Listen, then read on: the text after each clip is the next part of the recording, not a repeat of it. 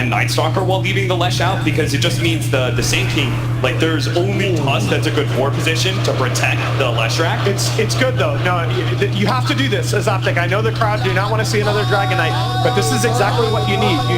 Right now, you don't know whether the Leshrac is going to be core support. You don't know whether the DK is going to be mid, or you've seen them shove CC on that hero into a side lane. You've seen them run Pycat on that in the safe lane. I actually think this is the way to go. See, pick a Dragon Knight, kill a balloon. Not the biggest fan of Dragon Knight going into the mid game though. Like laning stage, he's definitely self-sufficient, but once Spirit Siphon starts eating a lot of health away from him, it causes a big problem until you get the BKB up.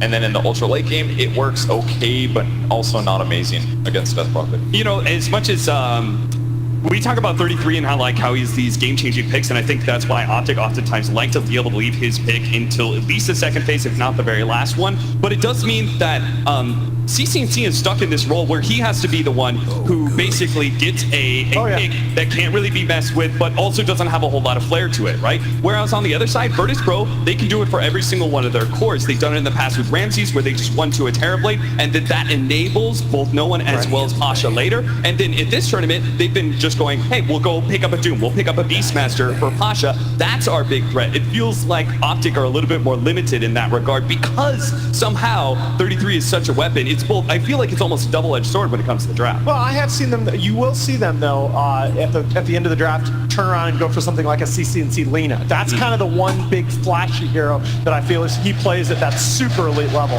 Yeah, I'm down for that.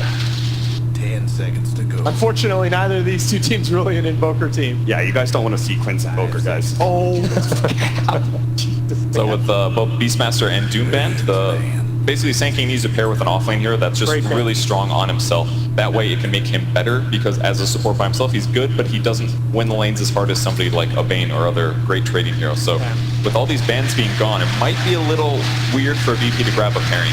Yeah, shout out to Nick if you're watching in the hospital. We love you, man. 10 seconds to go. All right, so VP being second pick do get this ban into pick to start the second phase. Probably thinking about their second support, something like a Disruptor, maybe on the radar, maybe even a Warlock. Second Shadow Demon as well, just because it counters the Yules on Death Prophet, but they banned it out. So Disruptor themselves would give them the ability to force Optic into taking team fights when they don't necessarily want to, until they get BKBs at least. So usually you see a pairing with a Vision hero. But Night Stalker's banned, Beastmaster's banned. Now as Optic, you have to show support. They've favored the Jakiro recently in spots like this. Also the Rubik still available. 5 seconds. Yeah, I think that might be beyond Dice Frog. I think VP is pretty tough. Also pick that Optic haven't shown recently, but they've gone to a lot in the patches before this, has been the Witch Doctor. Yeah. Just not the biggest fan. I think he's phased out a little bit too much. Since the Maledict nerf, right? Yeah, and he's already really vulnerable in lane, and he's got the projectile stun, and like a lot of late game situations, even if you're behind, Witch Doctor just feels really useless unless you can get a Maledict off on a hero at the start of the fight. So just feels a little bit too weak in lane to me. A lot better at being able to contest solo offlaners because you can put offensive pressure on him, right? But when you're in the middle of a 2v2 scenario, you're waiting for that Maledict to do its work. It's like, well, you've already lost that fight by that point. I played a lot of Rubik. Oh, there you go. Yep, there's the Rubik. Yeah, that's the one I was thinking about. I think that's probably going to be in the hands of Zai, but PPD has played it. So again, the flex value of that Leshrac is still on the table even after showing the Rubik. And they're really trying to leave open this Leshrac potentially being side lane, right? Yep. And same kind of goes for the key to the draft. They're finally going to get a reveal out of Virtus Pro. Again, this is the advantage of the first pick, is that you're going to be able to see at least 2 cores before you have to show your 2. They're finally going to get a reveal out of Virtus. They have a great stun lineup right now too. It didn't really like scream out to me seeing the first 3 picks, but they combo well against the enemy heroes. And once they actually grab somebody in team fight, it's going to be chain stuns all the way. I guess they need mobility items to maybe fully punish against that. But so we're looking at like a Viper, maybe a Lifestealer, Troll.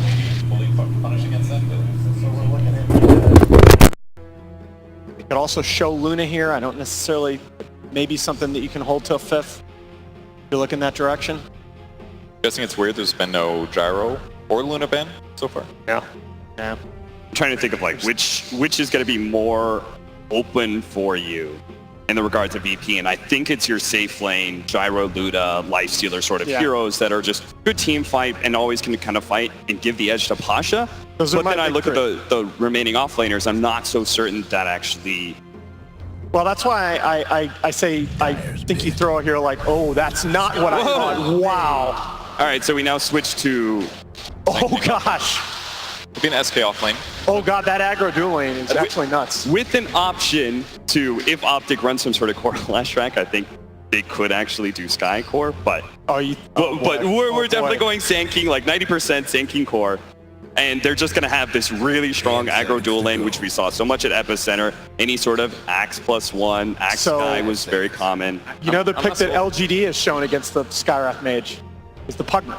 And you fit a Pugna into this lineup as Optic. You already have a lot of disable. I don't think it's as important here. Like the fact that it's a Sand King core, I think is just a bit of a limiter slightly, because he's good in the lane, but him and Sky don't match up perfectly. Like they have a lot of damage potential, I guess, but like Sand King can't really defend the Sky with as much of a threat as a hero like Axe can, who has a separate disable from his ranged nuke while also having like spin damage and creep playing. Yeah, like Sand King has to have a decent start for him to be good, but if they shut this lane down, I think that's an opening for Optic. I agree. I think an Optic played the trump card a little early because, again, the value of fourth picking relative to fifth pick is higher when you're first pick overall, because you're not going to have that last overall pick. And I think it's fine to show that Visage as a fourth pick in this situation.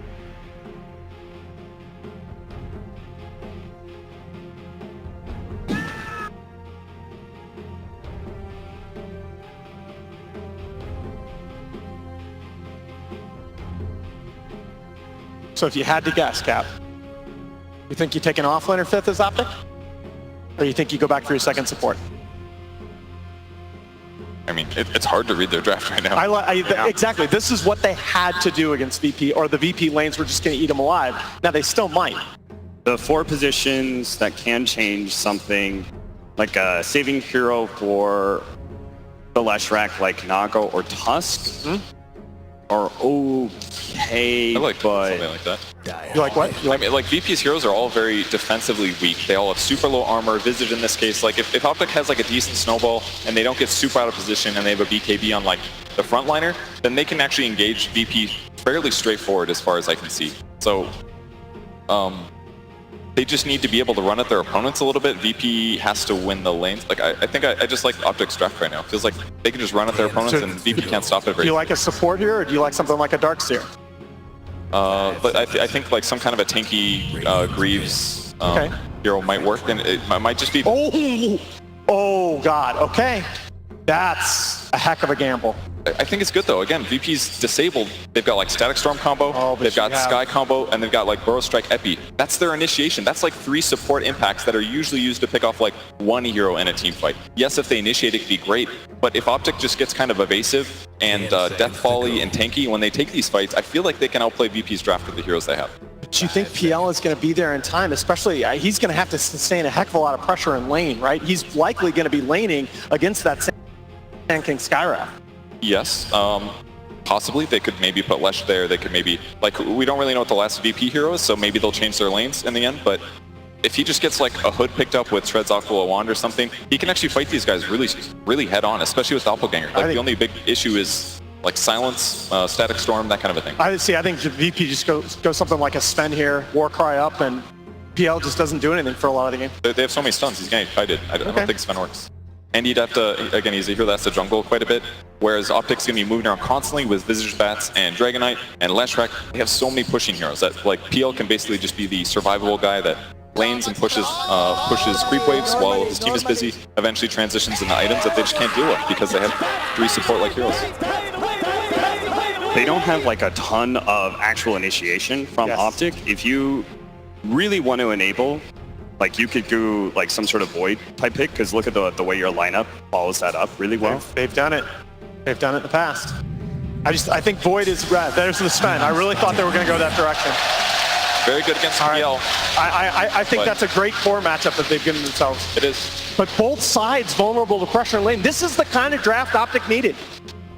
Only the second Sven of ESL 1 Birmingham, and it comes in our first game of the grand final. Gents, prediction time. Alan. Oh, God. I think Optic have given themselves a chance in the draft, and I'm going to roll the dice. Optic. Kevin.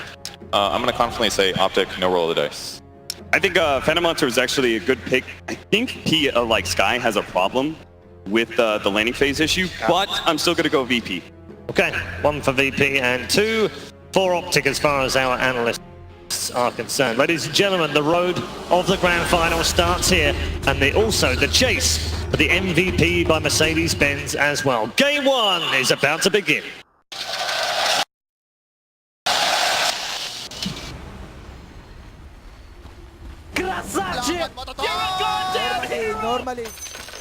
Better get ready.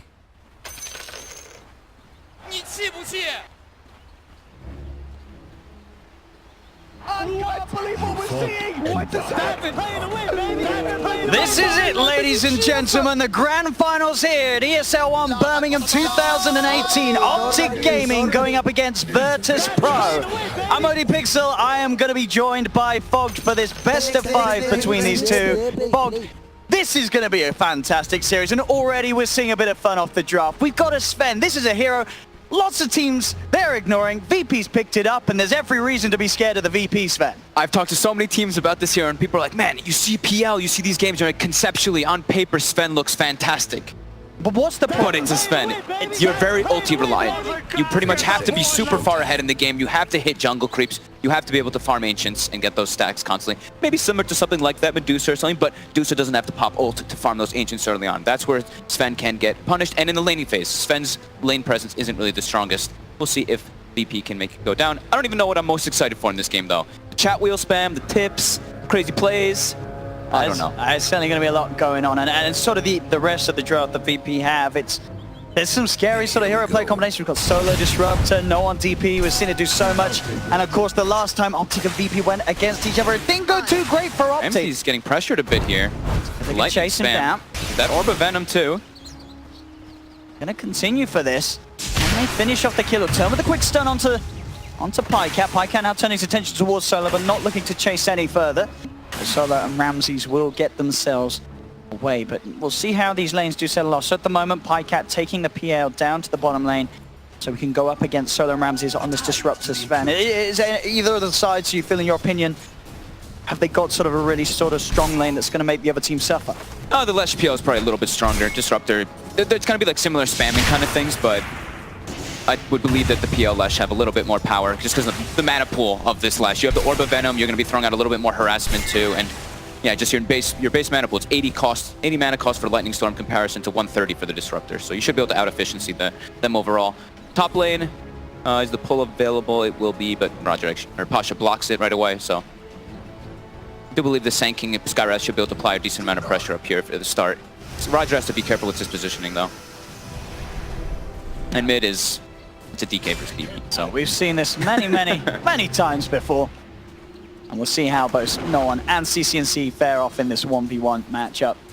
As we can imagine, sort of for the first at least 5 minutes, we're unlikely to see too many movements from the side lanes, as both teams just having to prioritize securing farm for their side lane cores. Yep.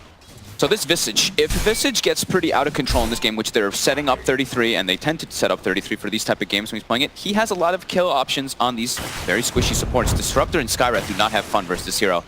Solo eating quite a lot of harassment bottom, as we've expected. Stun from Zai.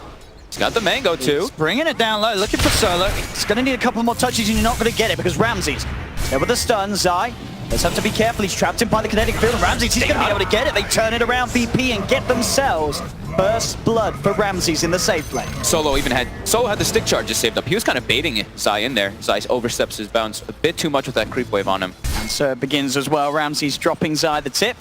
Yep. For that first blood.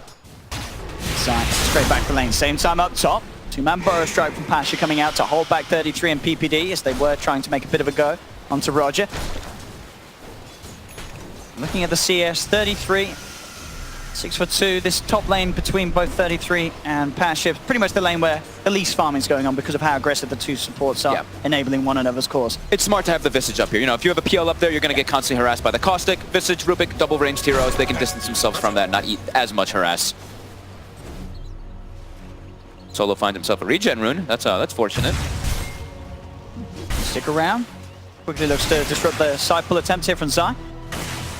Look how well strike. Look how good CCNC doing mid versus the Death Prophet too. Yeah, 18 for 4 against no one's 14 for 2. Yep. Very close matchup. Top lane 33 though, Pasha. Roger gets in for 1. They may even be able to see if they can look for another. Same time down bottom, Pycat trying to find for Solo. Again the stun from Ramses, holding back Zai. Solo hiding beneath the trees. He's going to be fine. Top lane PPD will go down as Roger gets the final touch. Bottom lane, no one to die. Solo is kept alive. Again, Ramses using these stuns very nicely to disrupt the spell combo that Zai tries to get out. They're doing a pretty good job bottom. PL still farming, so is Sven. They're trading at those resources back and forth. And the pressure, I mean, Sand King, Skyrath. Skyrath still applies a crazy amount of top. Pasha now getting gone on while he's alone. He has got the Mango and a Burrow Strike available. He can distance himself. Be all right. So now Roger's going to go back to base, pick up another null, and this is where he's got way more mana. They can constantly throw out this harassment. This is the build that we've seen from these Skyraths. Is you pretty much rush the Veil as quick as you can. You probably skip the boots if you can get it early enough. They have very good benefits too from that Veil. Disruptor, Sanking could really apply a lot of pressure if he gets it at an early time. But this is the Roger that we see a lot of the times. It hits nighttime, and he usually likes to guarantee no one's lane. They try to get him a kill early on. And as we saw, as we said, CCNC was getting a little bit ahead in that lane, so if VP can sort of make sure that no one's able to get that advantage once more. Yeah, I think this is like, I see Roger do this so much though. It's like that form anyway. Sometimes he has a ward too, or Solo passes him a ward. He goes in places and tries to gank Ramses. Dropping a bit low there. Power. Oh, look at that. Solo drops a branch for him to eat it. That is, well, we've still got 2 tangos on Solo, but Ramses himself out of regen. Yep. Still to play a little bit careful. Top lane, Pasha looking to go onto PPD as Roger. He's headed up back towards the top, looking towards PPD. Telekinesis onto Pasha. Return with a Fade Bolt. Hold back the 2 of them, but still, they get the aggro of the creeps. They're able to pull them around, continue to get that farm. But Pasha, as they look to sort of chase up with the Sand King. Mid lane, no one. Forcing CCNC back away from the creep wave with the Siphon. How'd those bounty runes go? It looks like what? 3 for VP? 3 bounties for VP? Still just this early kill advantage, 3 for 0. Optic Gaming still yet to find a kill themselves, despite their best efforts down bottom with this Phantom Lancer Leshrac. Yeah, for the most part, their top and mid matchups, it's mostly when they hit level 6 when they can make aggressive moves. And speaking of that, CCNC is 6 already now, and PPD trying to close the gap too. Got a Fade Bolt, but it's not enough. Can't quite get close enough. So no one will be able to walk himself away. Bottom lane, Ramses, the siege creep now starting to apply a bit more pressure. 33, getting chased up top a bit here. They got the slow, but he's able to tank his way through. We'll be just fine. Decide to TP over as well. They can find Roger. Roger did come in deep, looking to see if he could get the wraparound. They'll know he's there. As he starts to hit away at the courier. Courier should be fine as they can protect him at the same time. Bit of damage being done mid, as you can see, by the push from the CCNC Dragon Knight. Top, Pasha does come across. PPD's still there, so Optic, they have the numbers. Zai with the burst onto Roger, they'll get it. With the soul assumption from 33, Zai still alive for now. Pasha, can he quite finish this one off? He can't stick around for it, so Zai will live. Optic Gaming themselves, getting a kill. Good rotation. And look at the damage being done in the mid lane. CCNC doing a hell of a lot here. Roger is going to come forth, but CCNC, he TP straight out, but a great usage there with the Dragon Form and that DD. He nearly takes the entirety of that mid tower. It's in deny range. They're going to have to deny this for VP.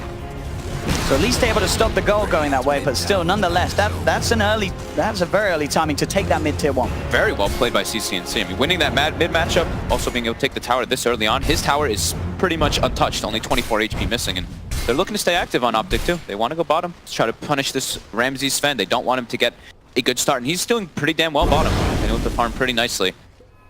Roger will show himself towards mid. CCNC mid tower could use to know that he's aware that he's there. Oh, Solo walks right by them.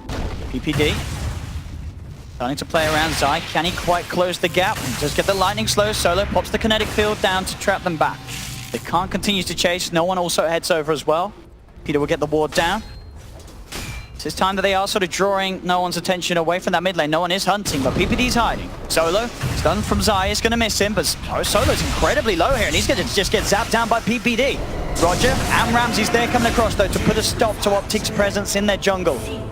They will take Zai, so the support for support trade important that Optic gets this early ward down so they can watch those ancient stacks. As you see, Roger's probably going to go start those stacks for the Sven early on, so they'll be able to contest those if they would like to. And with Visage and Dragon Knight, they could have options to actually pierce through and take fights around that ancient area. They just have to watch out about Death Prophet. That's the big thing. Watch out for DP ulti and Disruptor ulti, because those type of choke points are pretty scary. And Roger. It's been founded. They've got a lot of burst between the two of them. It'll slow down PPD. There is an invis room, but Zai denies it.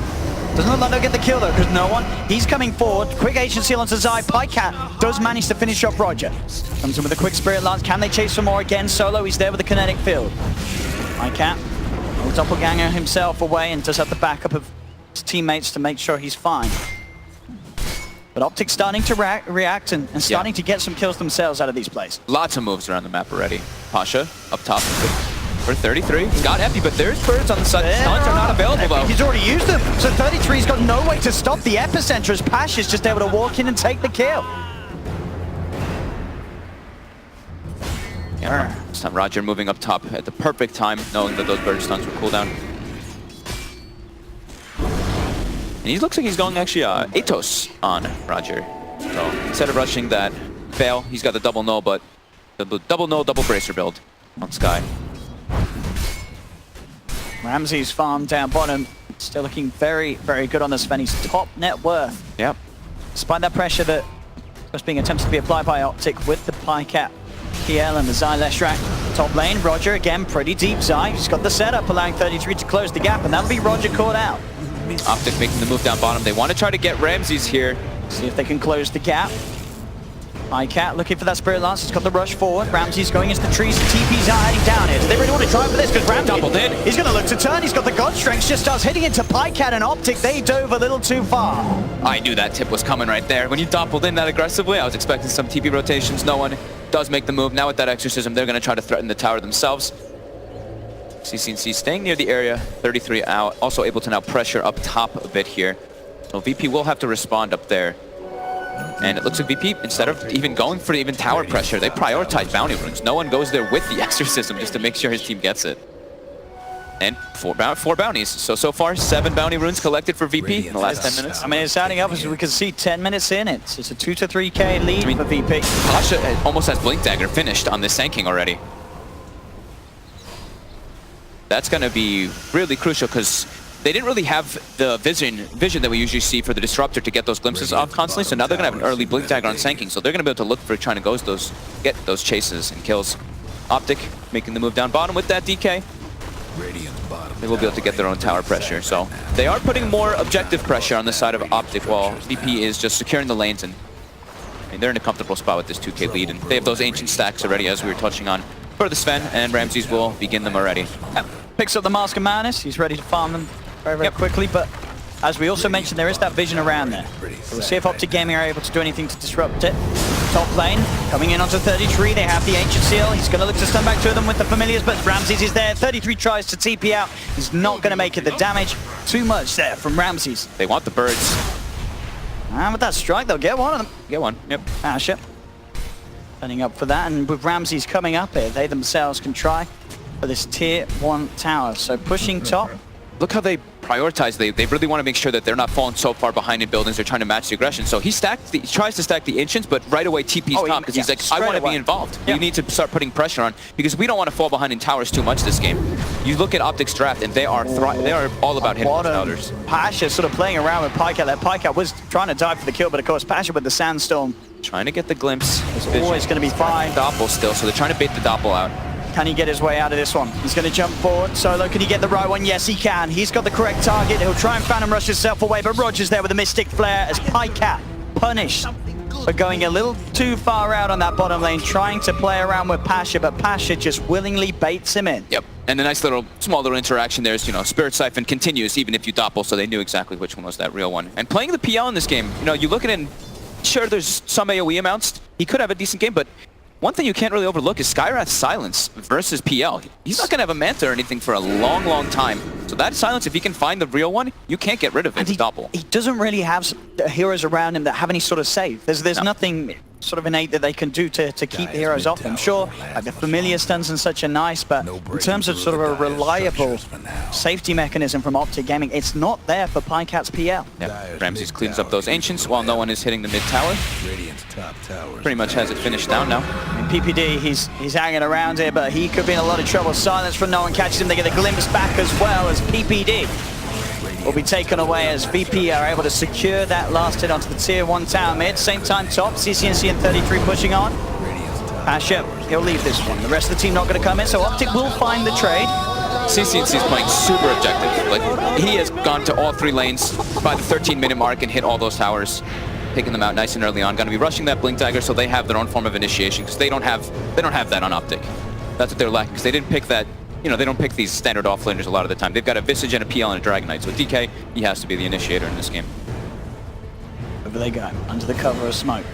Ready to make the play with the exorcism. CCNC, he's going to be found out here. There's the first silence from the Ancient Seal. Kinetic Field's down as well as the Mystic Flare. Just so much magical damage. CCNC will fall. 33 comes across. Maybe able to take down Roger in return, and he has the army moving in. Static Storms drop down. There's Pasha in with the Forest Strike. Care percent. Do they just smell? Double kill for no one. There's 3 dead on Optic Gaming, as PPD and PyCat can only stand at the sidelines and watch. And during all this, Ramses is just like, hey guys, I'm farming down bottom, level 11. It's a free farming, Sven. 5k gold advantage. The movements by VP are just perfect in response. Getting all these like early bounty runes. Look at their wards too in this game. Look how deep they've placed them so early on. I don't even know when the hell they did that one.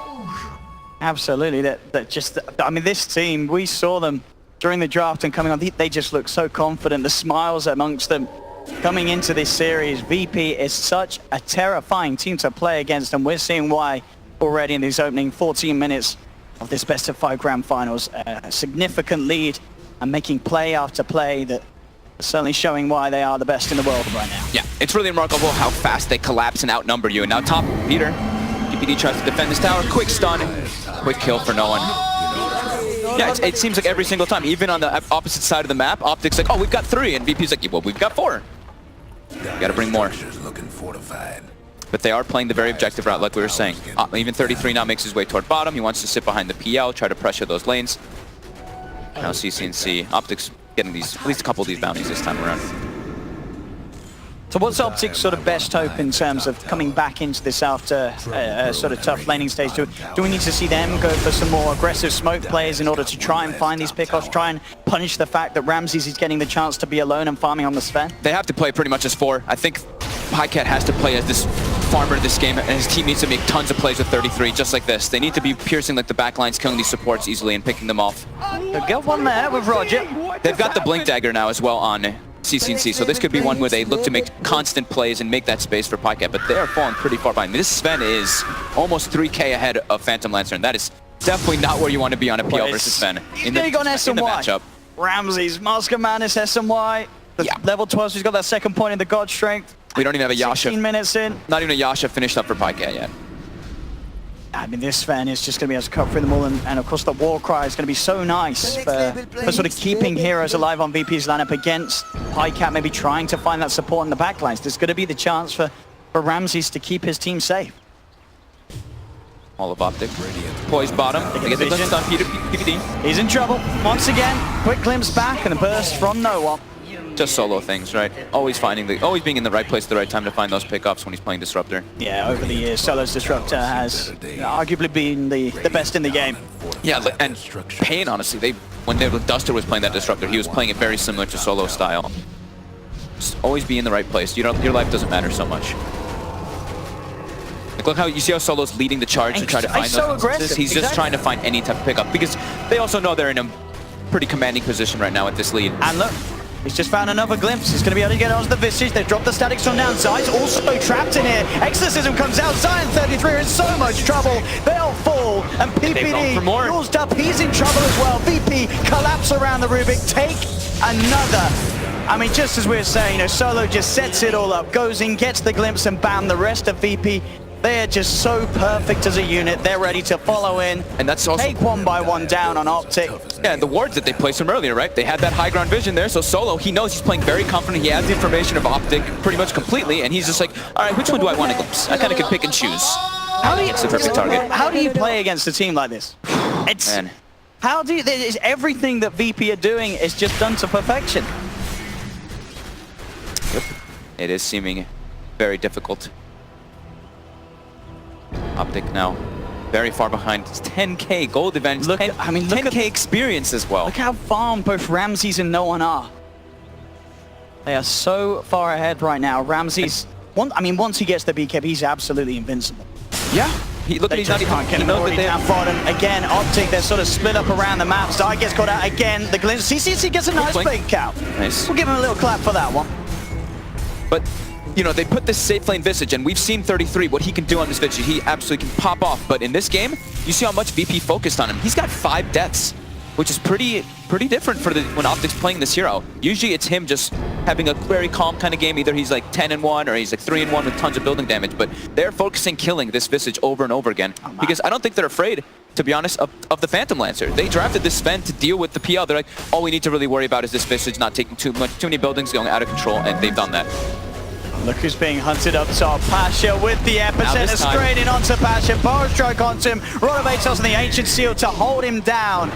Pycat just wiped off the map.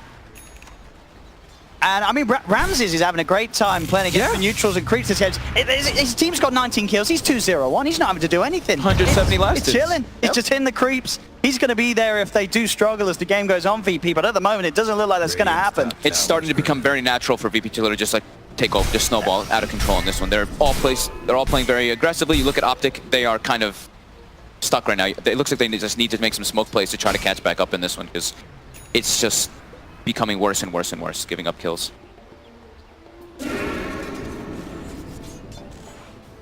Let's see where they look to head next. Optic Gaming, but they're 11,000 gold behind at just 19 minutes in. They are grouped up. They're just going in the Roche pit. They've got Exorcism, they've got God Strength. They want to take a fight around here. It will be scanned out. So Optic, they're aware, and they immediately go for the smoke play, but it's a hard area to fight in. See if they can make this happen. They have vision of Solo on the high ground here. They could maybe try for something. No one's got a full solo crest, so he's incredibly tanky on this TP. They will find indeed Solo on the side. They are committing straight onto it, but the Roshan's already been taken down. Ramses gets the Aegis. Now the rest of VP coming. Pasha force forward, jumps forward with the Blink Burrow strike, gets 2 of them. On the side, Ancient Seal down onto BPD. That's the Rubik gone. VP, they're chasing down for more. They look towards 33. 33 surrounded. Will get the familiar stuns off, but the damage from Ramses is too much. Double kill for Roger. There's 2 dead on Optic. CCNC trying for the TP out. Will he make it? He won't. The stun's back online for Ramses. He's caught out. 3 dead on Optic Gaming. No one now godlike. 9-0 and 7 on Death Prophet. He's got all the items that you want as a Death Prophet when it's like when you don't want to buy the BKB too early. He's got everything. He's got Hood, Solar Crest, Jules, just an absolutely pretty much flawless game coming up. It's not just the DP. Ramses 204, no one 907, Pasha 1015. None of the cores on VP have died this game. Maybe use Curse Pasha. Going on him. They're trying. Is this going to be the... No, he's got... 4 steps stun up. He's out of there. And he's gone. Having a force and a blinker, 20 minutes in on that. Sanking will do that. He can slide around them as much as he wants. And that was Optic. They killed the Disruptor at the start of the fight. God's Strength had worn out. They still had some of the Exorcism though, so they start collapsing on top of him. Look at Zai and Pycat on the bottom right of the fight there. They can't even get involved. They're starting to walk in, and then Pycat's like, I'm going to throw a Lance, and then see ya. Nothing he can do to walk into that. It's just too much damage, and his hero's just not ready to fight. He's going for the S and Y build to try to be tanky, but look at this. Roger's gonna... Is it solo? Is it solo? It's a solo kill by Roger. And he's out. The all chat's coming out on that one. Absolutely. Pasha dropping a couple of Lacan Matatargs on him. And the tip as well. I mean, on the plus side, Optic, they might have got another chest unlocked after this game, after the series. You know, they might have got a few trust to the benefactors as well. Yeah. Brutal so far, and the full BKB now. Also for Ramses, I mean, it's 14k lead. They're not giving up any kills. When was the last time they actually got one? It was, okay, yeah, they did get Solo. They did get Solo. They got Solo and then Roger at the 17-minute mark, but it's been a while. They're not giving any of these opportunities, VP. And this was it. Those kills on the supports, they pretty much mean nothing. Yeah, they're not worth that much at all. Especially when VP can get the Roche, and now they've got God Strength, they've got BKB, they've got Exorcism, they've got all the tools to try to pressure this high ground. It's a 15k gold advantage. Oh, and here we go. Ramses is heading over. Again, they've got the glimpse onto Zai. Epicenter's going to be coming in as they look to find a lockdown onto Shrek, and they've got it. Zai's gone. Exorcism out, as they are more than ready to push in on the bottom lane. What can Optic do to stop this sort of a push? At this stage of the game, 22 minutes in, VP coming in hard on this bottom lane. The fortification will be popped. But what can Optic do with the ghosts out? War Cries there available for Sven as well as the BKB. CCNC tried to jump on, but straight away the reaction from Pasha. Immediately with the bow strike, CCNC's just gone. 33 tries to back up. He gets glimpsed back solo with the control. This is a double kill for no one. There'll be a buyback on CCNC. He's trying to get back into this. But VP, they'll just calmly, casually back out. They'll go in whenever they want to. They can do whatever they want in this stage of the game. It's 17k lead. They're thinking themselves, that's playing to win. That's playing to win. It absolutely is. It absolutely is. This is quite remarkable to see from VP. Not necessarily unexpected. There was sort of worries if VP were going to be able to do this against Optic. Sure, this is just one game at the best of 5, but this is game 1. It's a very hard-hitting way for Optic to enter into this grand finals. And it's Optic getting their Leshrac, getting their Visage. Sure, this time it wasn't a Leshrac core, but they got heroes that they've been playing over and over again throughout all of this in VP. But on the plus side, that might mean if this game does indeed continue to be in VP's hands, that we might see them change up stuff. We might not see any more Dragon Knights, so that could be nice, you know. There sort of should be the off-put of drafting that one again, maybe. But we'll see. There's still time left in the game. The game still is going. They did manage to keep their racks alive down bottom. They did. It was a buyback from CCNC. Sure.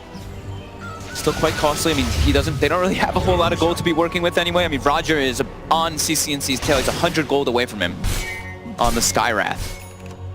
Sort of, yeah, because of the way the game's been going as well. Pycat getting the S and Y before anything like a defusal. So, yeah, sure, he's got a little bit more survivability, but there isn't sort of that damage that allows the PL to just overrun the supports in these fights. The physical damage is just not really there for Optic Gaming, and they're going to need it because there's a BKB now on no one as well as Ramses. And we saw this Warcry playing a big factor in this. It's a lot of armor. It's a lot of armor when Visage tries to go in and pop it. So sure, the Sven is incredibly good versus PL, but Visage too, you try to use your familiars and everybody just kind of stands in it with plus 20 armor. Here we go. The cooldowns are available again for VP. Level 18 Sven. No one is, okay, 17. Aegis gets reclaimed, but they've got the Blink Dagger now too on Ramsey, so double initiation. And in they go. There's some racks. There's nobody here. So they'll just start hitting them. And Optic, I mean, they know that they can't really hold this. They're not even going to try. They're not even going to turn up for this. Pycat's contesting the T2 top, but they just, I think they're just recognizing that they cannot fight into Exorcism. They can't fight into Exorcism God Strength far too much. And the Brax is left at 20 HP. All right. Okay. Now he gets it. There we go. No one casually just going back in to finish that off. Nah, he thought the ghosts were going to get it. Optic, though, you can see how much pressure they're under, though. They're not even trying to make these aggressive plays now. They're just trying to split up the map and get as much as they can because of how big a deficit. I mean, 18k, 25 minutes is pretty ridiculous. It's also, you know, 18k, you usually, when you do see that, you usually look at the experience and it's not as much. But in this game, it's also 20,000 experience lead. Yeah, this is just no messing around from Virtus Pro. I mean, look at Solo. This is the Solo that we see when he's winning the game. 5 salves. He's ready to go for that high ground and just keep everybody topped off. Still got that tier 2 to take up top and in the middle lane for VP. So we'll see where they'll head off to next in terms of the itemization. Pycat trying to get that Shadow Blade online. To the back line to the fight to kill these supports, kill the Disruptor of the Skywrath right away, and then try to outnumber. That's like the only way that Optic can even have a chance is just starting this fight with an advantage in numbers, but VP's just not giving them the chances at all. Their lanes are in great position, of course, because they've got a Rax bottom now too. Ramses is just freely pushing out top because he's got no risk of dying when he's got this BKB. It really is absolutely massive. 17,000 net worth. This is, I mean, they are absolutely showing us that Sven, he can work. I mean, sure, it's in the hands of VP. So, you know, I'm sure Ramses can convince us a lot of heroes can work. Yeah, he's making the Sven look very, very good. They're into the group stages too. Yeah, and they did make it work. Yeah. And it always was sort of in the past. We know that Ramses, his Sven has always been one of the strongest in CIS. Yep, and on paper, like you're saying, like on paper, the hero can be very good, and he's been executing it perfectly. Like we said, 0 deaths on the cores of VP, so it's gonna make your Sven life pretty good. How long for that Roche? 20 seconds till we find out. Optic, they have fully pushed out that bottom wave all the way to VP's base, so that's a well-executed lane push coming out from Optic. And they're just trying to buy time. They're just trying to farm up. They know they're just way weaker. Now I believe it's very close to level 18 coming out. Or no one in. They know he's there. They know. Yeah, no one was spam pinging that. It's like there's someone hiding in the trees. And indeed they know. They're straight in. Did they see the auras? I think they saw the auras on the creeps. I think maybe it was the pipe aura or the dominator aura from the tree lines. Because I don't believe they threw a scan afterwards, but... The next label play.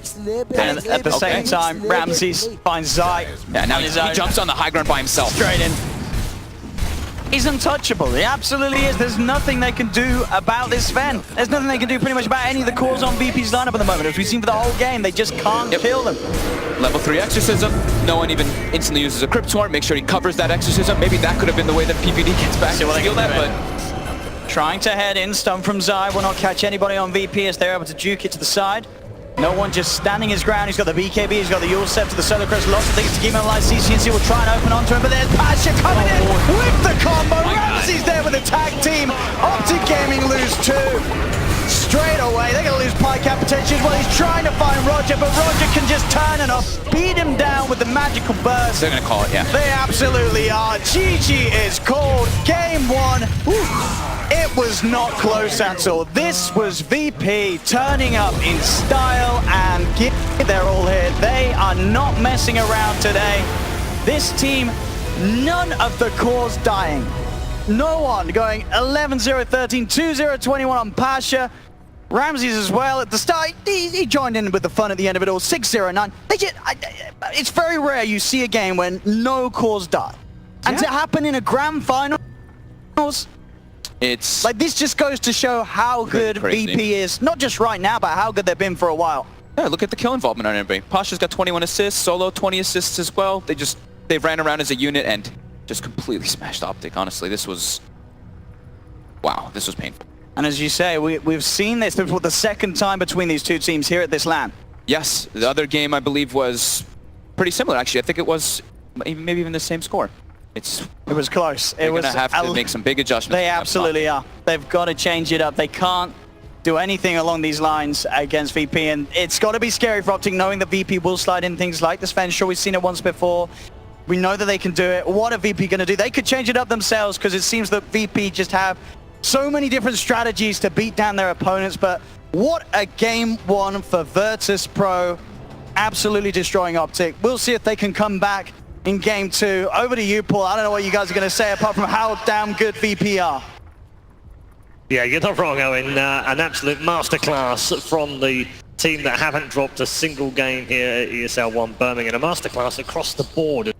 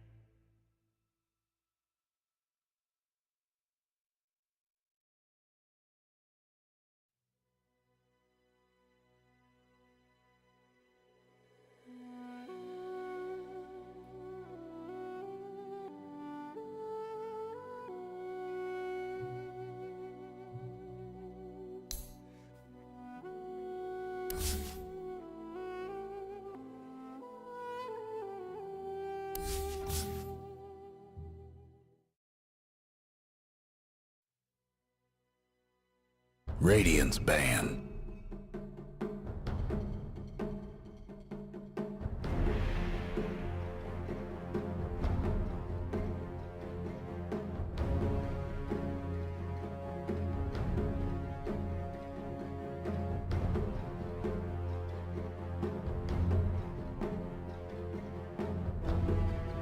Ten seconds to go. 5 seconds.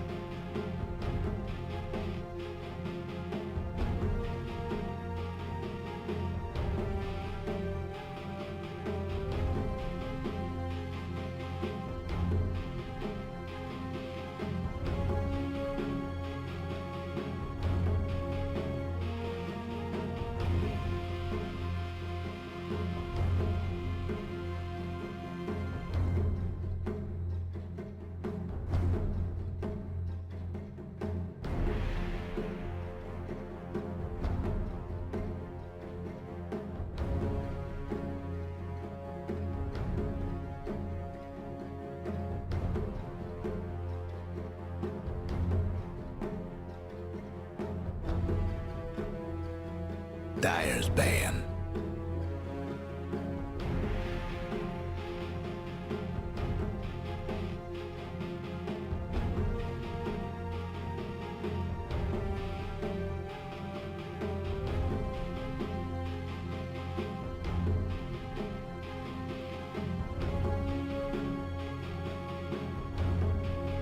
Ten seconds to go.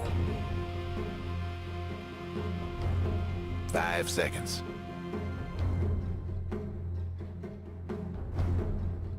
Radiant's ban.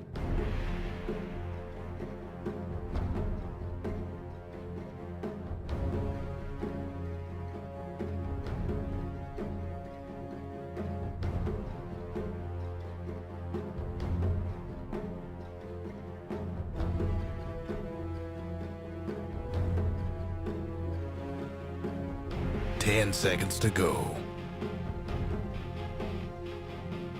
5 seconds.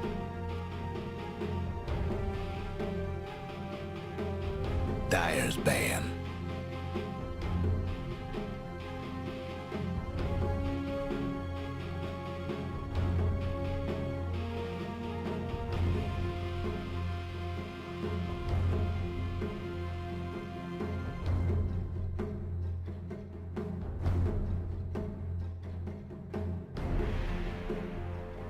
Ten seconds to go. 5 seconds.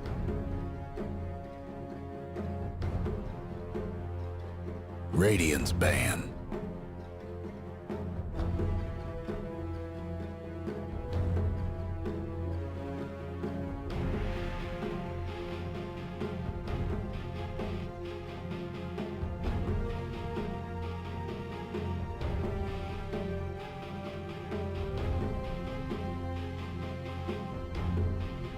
Ten seconds to go.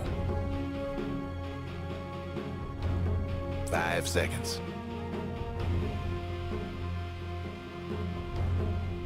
Dyer's pick.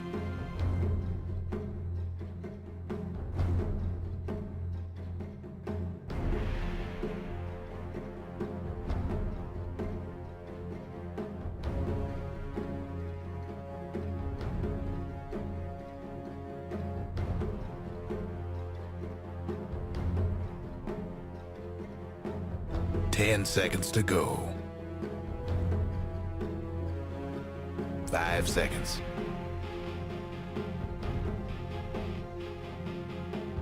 Radiant's pick. Legion Commander.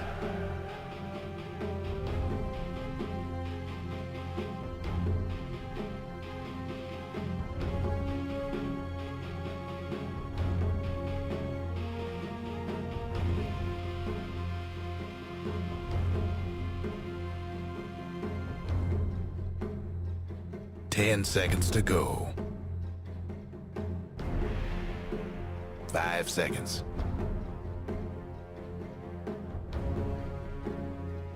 Radiant's pick. Please.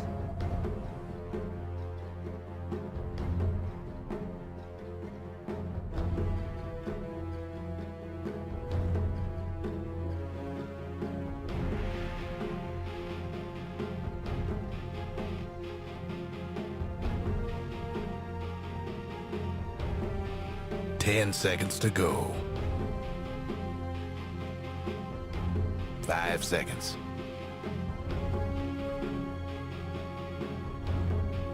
Dyer's pick. Brood mother.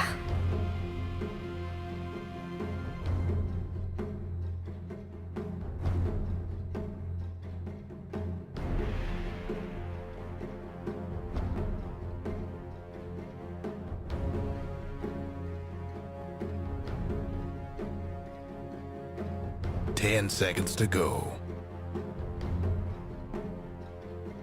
5 seconds.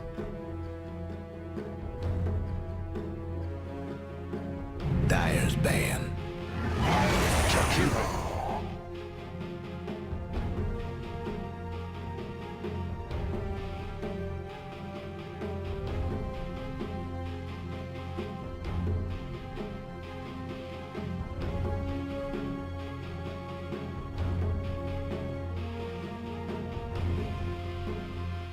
10 seconds to go. 5 seconds.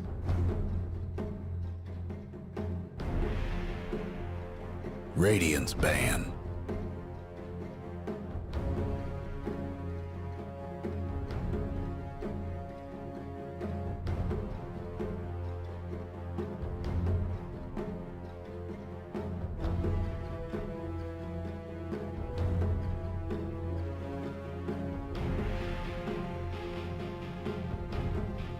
Ten seconds to go. 5 seconds.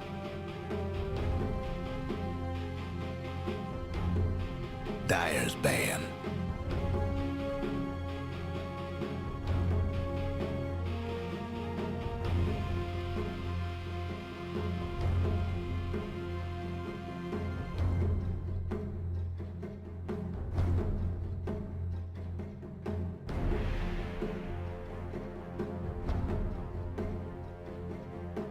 Ten seconds to go.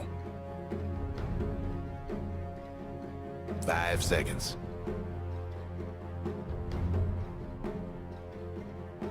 Radiant's ban.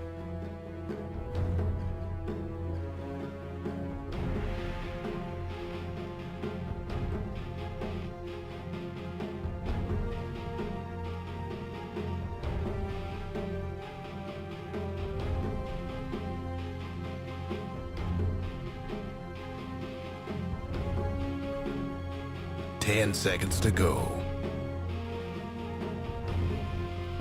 5 seconds.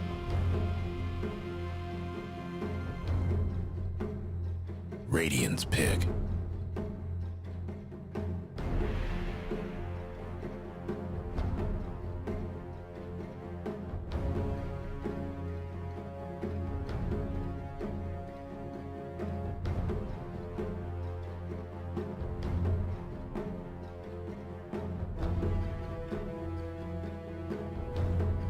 Ten seconds to go. 5 seconds.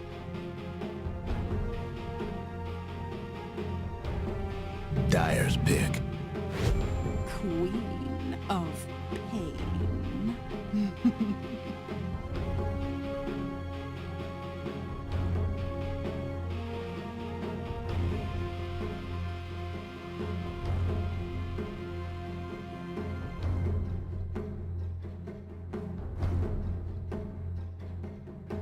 10 seconds to go.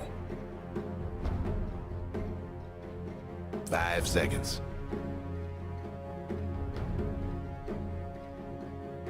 Radiant's pick.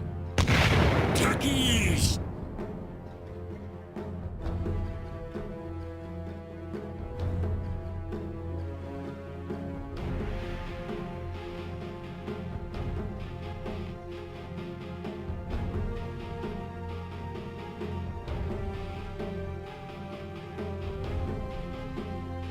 10 seconds to go. 5 seconds.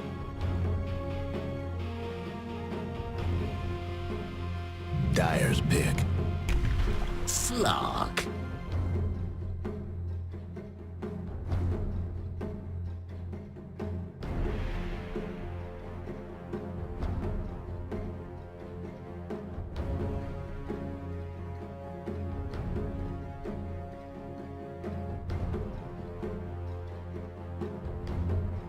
10 seconds to go. 5 seconds.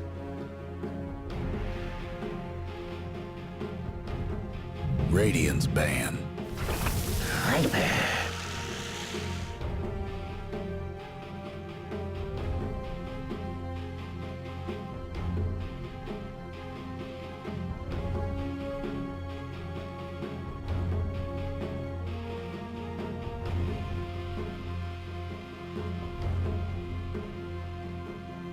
10 seconds to go. 5 seconds.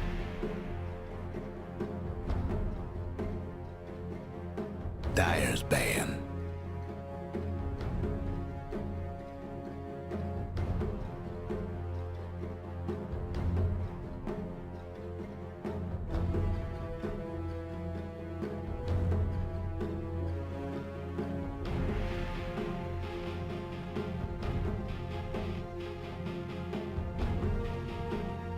10 seconds to go.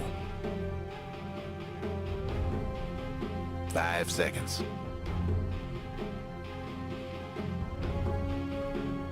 Dyer's pick.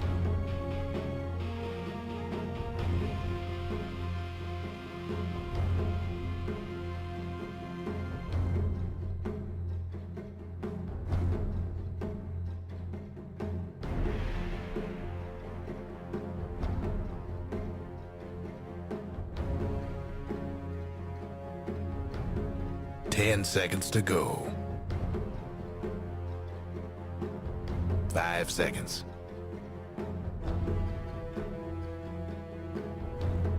Radiant's pick. Tide Hunter.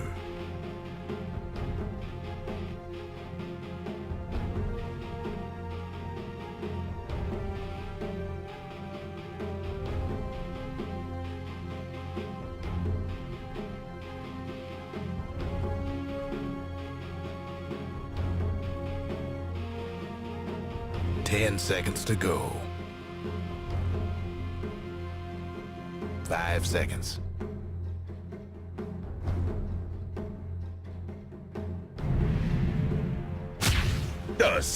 Team's all set. Take your pick.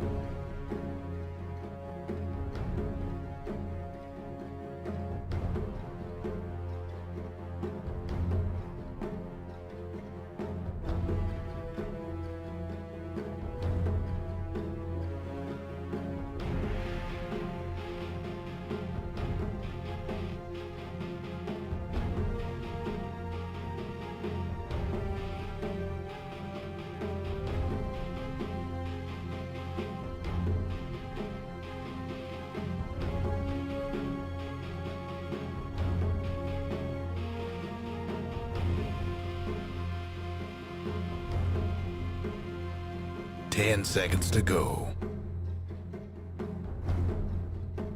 5 seconds.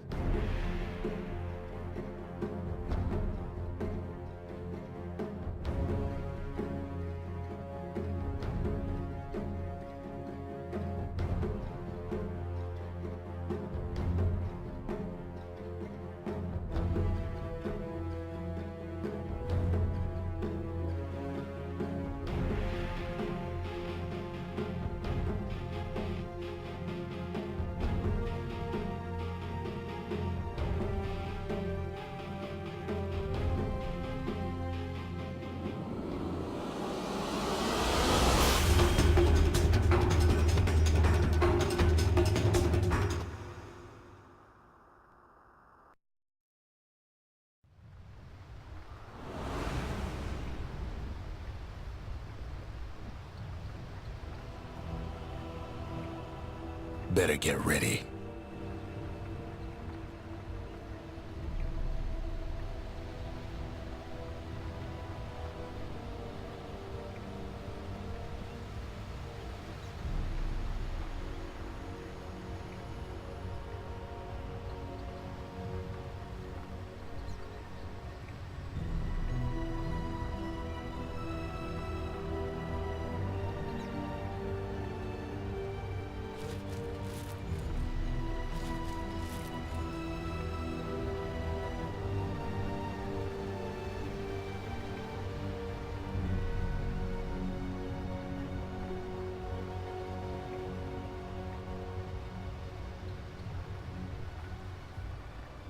30 seconds to go.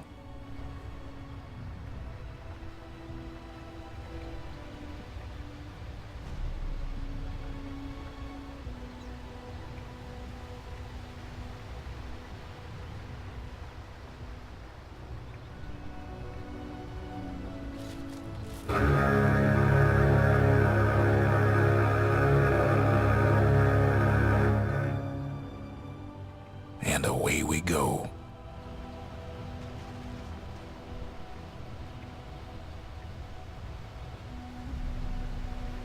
Got a feeling this is gonna be good.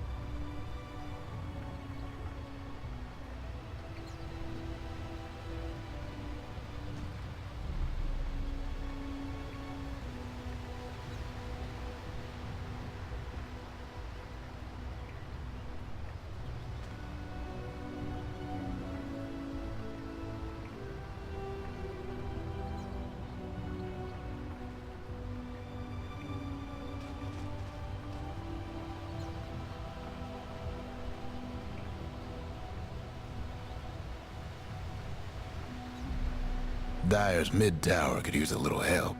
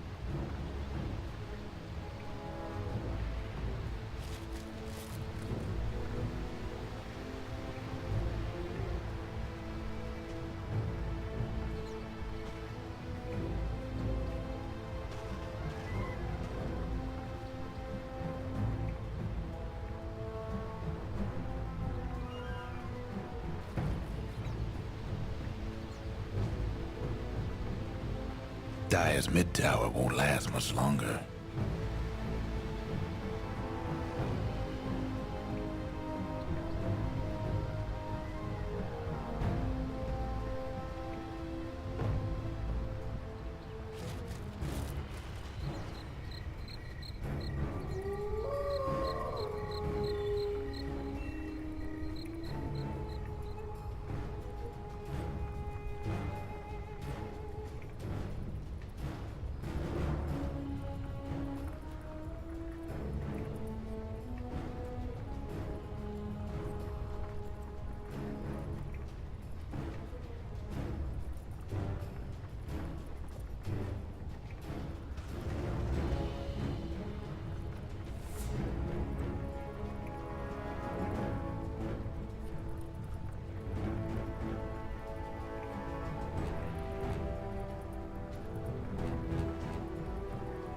Dire's top tower, you know the drill.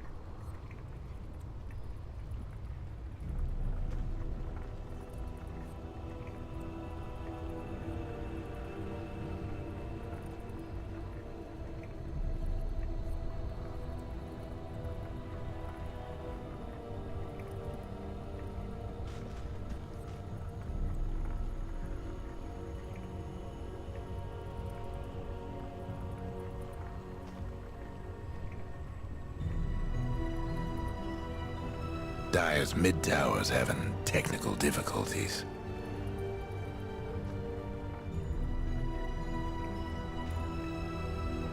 Dire's mid tower won't last much longer.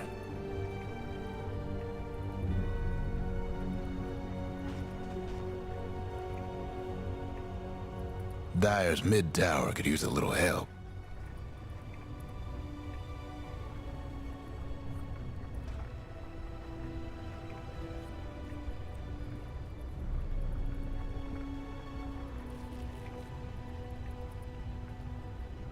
Radiant's top tower's in bad shape.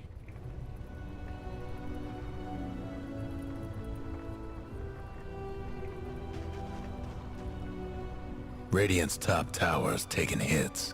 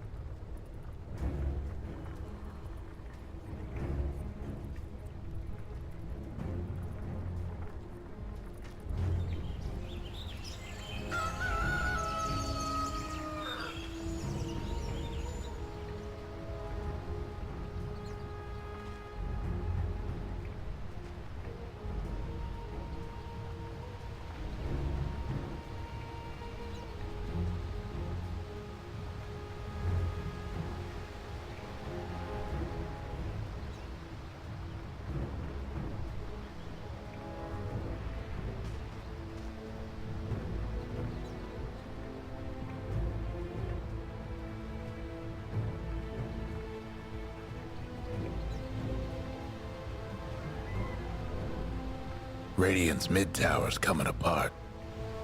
Guess what's happening to Dire's bottom tower?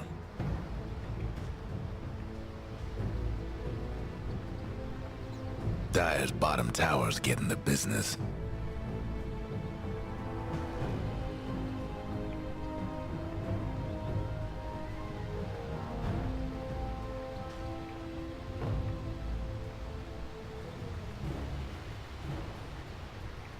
Dire's mid tower's having technical difficulties.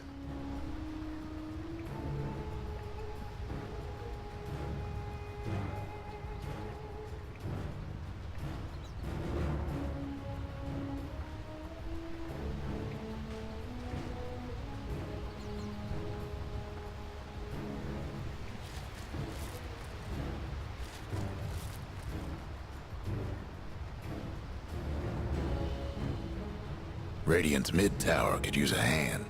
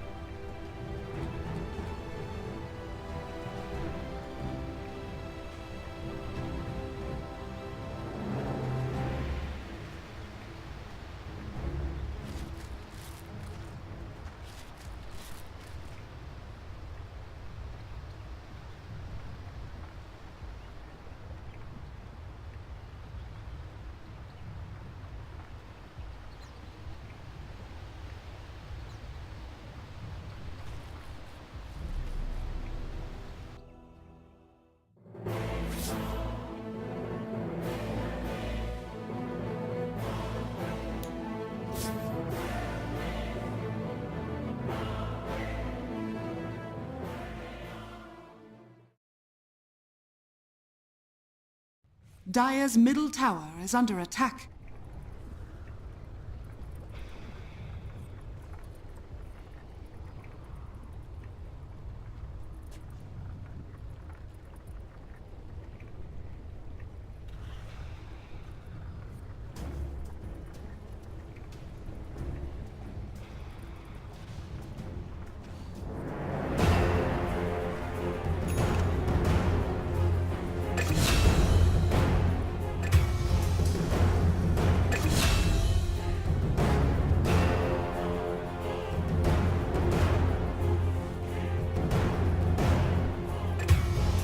Kill! Dire's bottom tower's getting the business.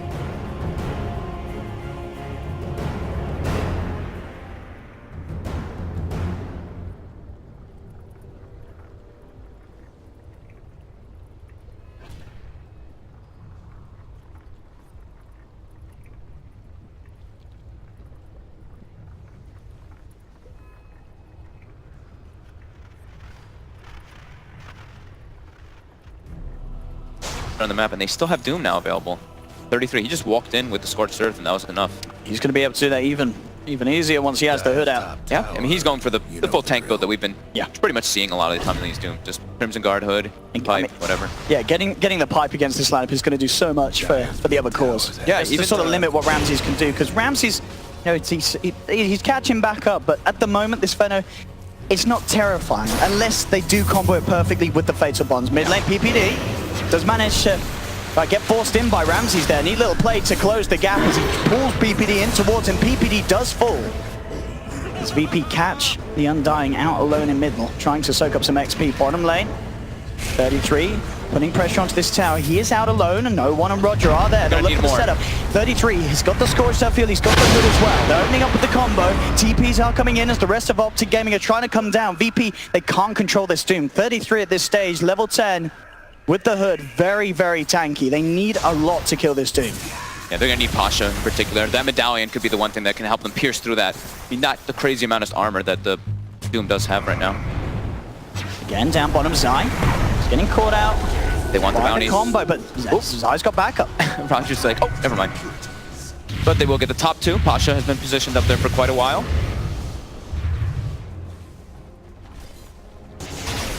Fifteen minutes in, 15 to 13. Optic about to take themselves another tower off the map from Virtus Pro. And I think we all knew, you know, Optic, we've seen from them, they had so much more to show than we saw from them in game one. And we're starting to see it here in game two. They're usually, I mean, for the most part, when I've been seeing Optic at this time, they're very good at always pressuring the towers. Even in that last game, we saw CCNC, he pressured all three, took them out very early. No one. Did that Tidebringer just give him vision? I think sometimes you see, the cleave animation. Showed it. Yeah, I think that Tidebringer showed on the high ground there, hitting the Undying, as he pinged it out instantly. That's a full Bloodstone for Pycat. So if Optic can sort of continue to take these fights where Pycat survives, which to be for the last few times he has been doing so. Yeah, look how aggressive they're being. All five showing up to the mid lane. They want to take the fights. See if they can get the catch. No one. coming in for a look onto PPD, but no one drags himself back. How's Zai doing on this blink? He's still about 1,000 away, so it looks like VP, they don't really want to fight this one. They know that all... They've actually found a catch here as they come across here into the jungle. They're on top of Solo, and Zai not messing around with the epicenter kill, get the kill. I think how Solo stands still and just make sure he gets the last hit on the D ward, even if he dies.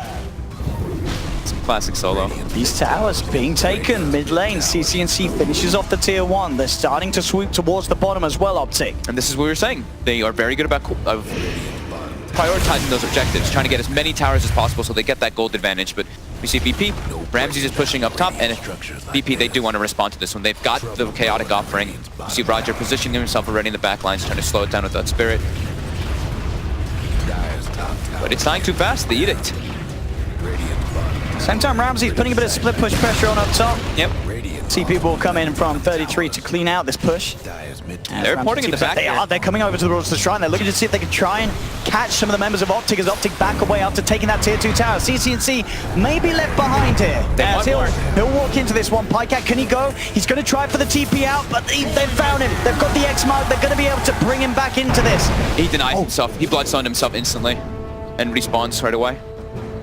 Just accepts that he's going to die anyway. Doesn't going to give him the chance to chain lock him down so he can't get it off.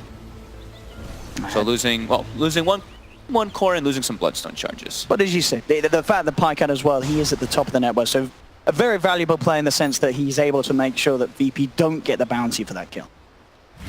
There's a full pipe now for 33. So these sort of team movements that Optic are making are going to be even more scary.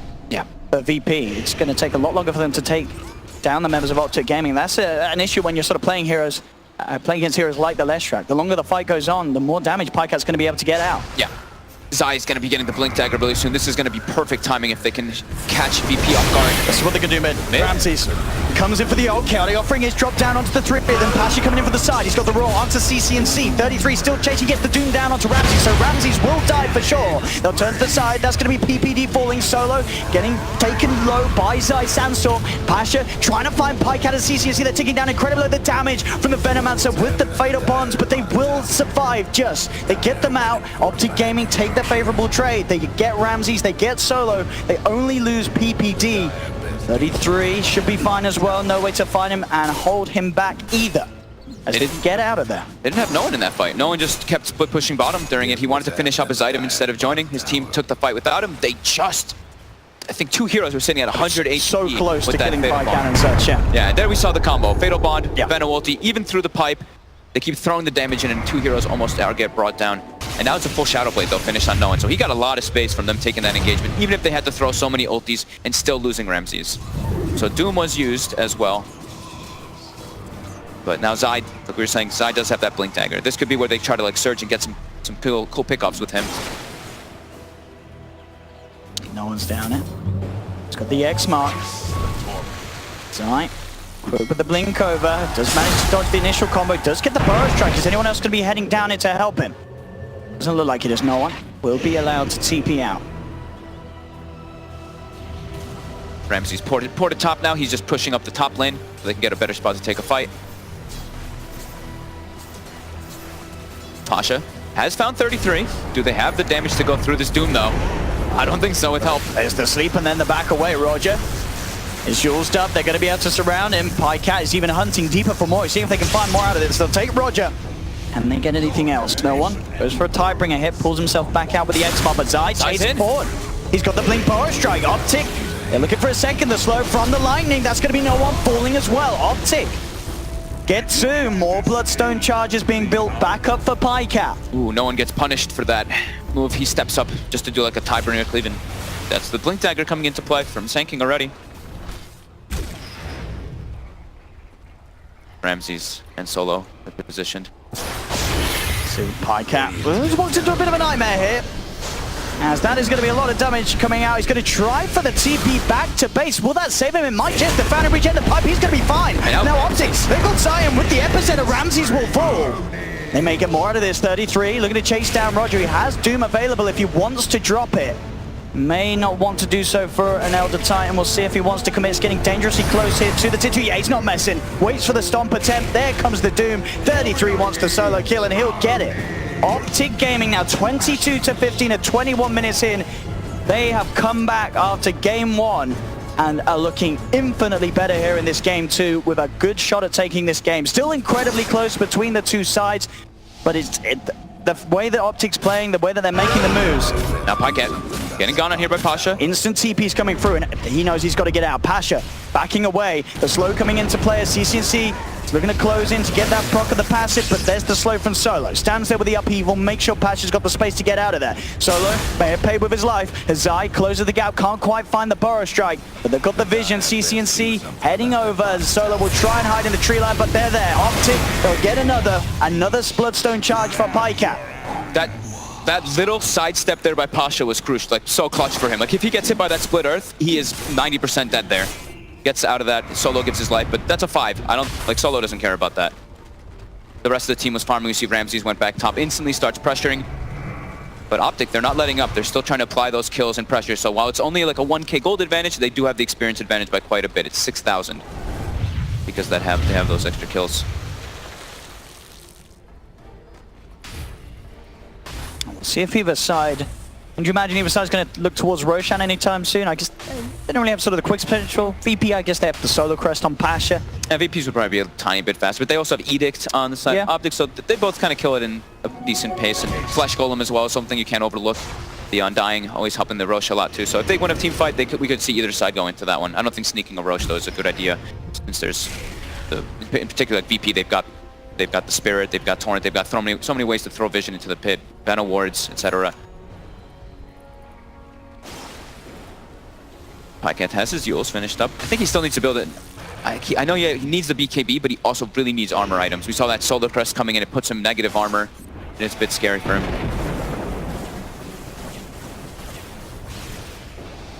Zai.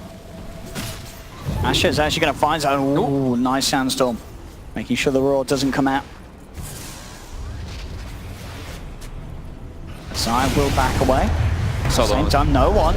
Actually been found out here by 33 and Pycat. They've got the stun. That's going to be no one gone. Pasha drops the Roar, but it's going to be a Roar and run, as there's no way that he can stick around. That's a pretty big pickoff. No one's been just farming for a bit. Not even have to use the Doom.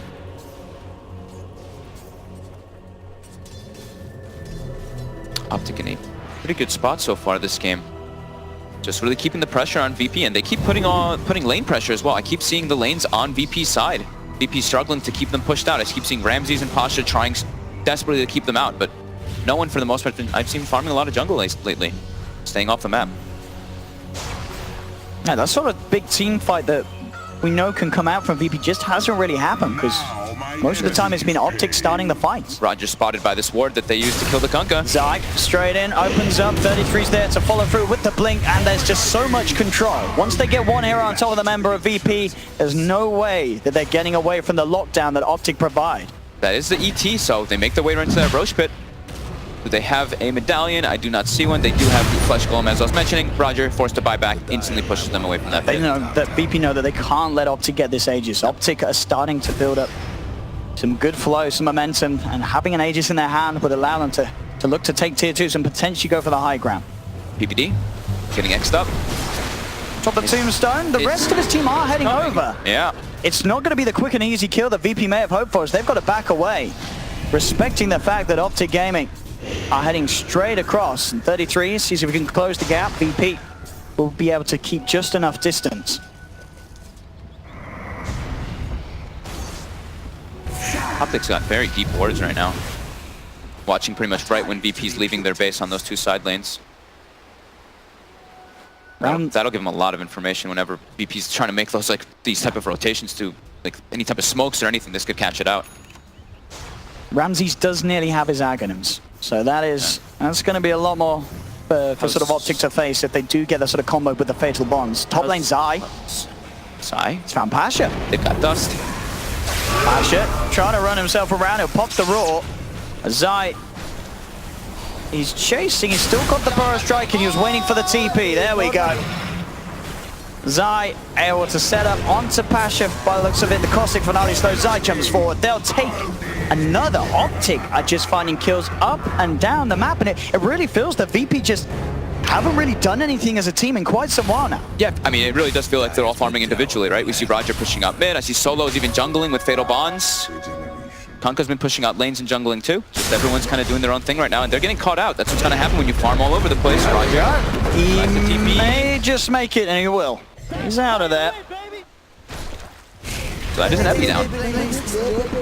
And we can see, I mean, yeah, the movements from Zai, no sort of surprises there. I think when VP has the BKB on Kunkka and the Aghanims on Venomancer, that's when we're going to see them start grouping up a little bit more and looking to pick the fights versus Optic, because Optic's been the ones dictating the pace of this game completely so far. We'll see how much the Aghanim sort of changes the game in terms of how VP look to play. Yeah, how's his level? So he's 15, but with that Aghanims, it's pretty much the big timing is when you get that level 18 and level 20. Mm-hmm.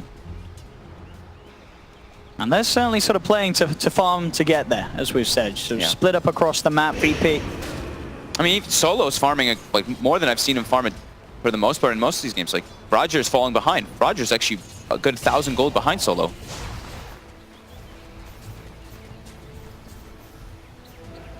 Optic, PPD, getting a bit of wall control back across that area of the river. Roshan still there for the taking, neither side. Of course, yet to go back in towards the pit. Pasha. Not very often I see Solo being the side lane pusher for VP, but look at him, he's pressuring that top lane, pushing lanes with Fatal Bonds. Getting those levels, has got the second point in the golems now. You know the drill. Bottom lane, no one. He's coming out alone, and Optic. They found him, Zai. Sets up with the burrow strike. He's pretty beefy, this Kunkka, but is he beefy enough? He's going to try and get the roaming upon him. Yeah, he's trying to get Shadow Blade. He's trying to turn and do some damage in response, but no one. He's dead. He got the full creep wave, which was exactly enough gold for him to buy his BKB. He literally just, that's what was his priority. He just tried to kill it because he accepted his death. But it's a good kill. Again, Optic dictating the pace, constantly making these aggressive moves. They're just getting so many pickoffs. 27 kills for them in 28 minutes. They are playing at the exact pace you have to against VP. They've changed their approach to the game here in Game 2, and it's working beautifully. I like that Zai's queued up a gem. I think this is something you always want to do when you're starting to feel like you're very comfortable in the game. It's either when you're very behind or when you're quite ahead, you want to start looking to assert more map dominance. And they're actually going to look for a smoke. Sort of the constant calls, the constant plays being made by Optic have just continued to pay off. They've got everything up. They're looking to fight. Roger will be the one spotted out. Is in trouble. There's the opening there. Is by the shrine. They are sending in a lot of TP, so Pycat and Free will hold back. Pasha coming in from the side. Does find the roar onto PPD, looking to take him down before he gets a single spell out with the torrent. There will. That's PPD out of the fight. Control onto Pycat. The combo coming in with the bow. Pycat looking to get himself away. Zai coming in with the epicenter. Gets the burrow strike onto 2 on the back lines. No one popping the BKB. Really wants Pycat dead. Chaotic offering dropped onto 33 and Zai. But now Optic, they're turning. The BKB's worn off on no one. He falls.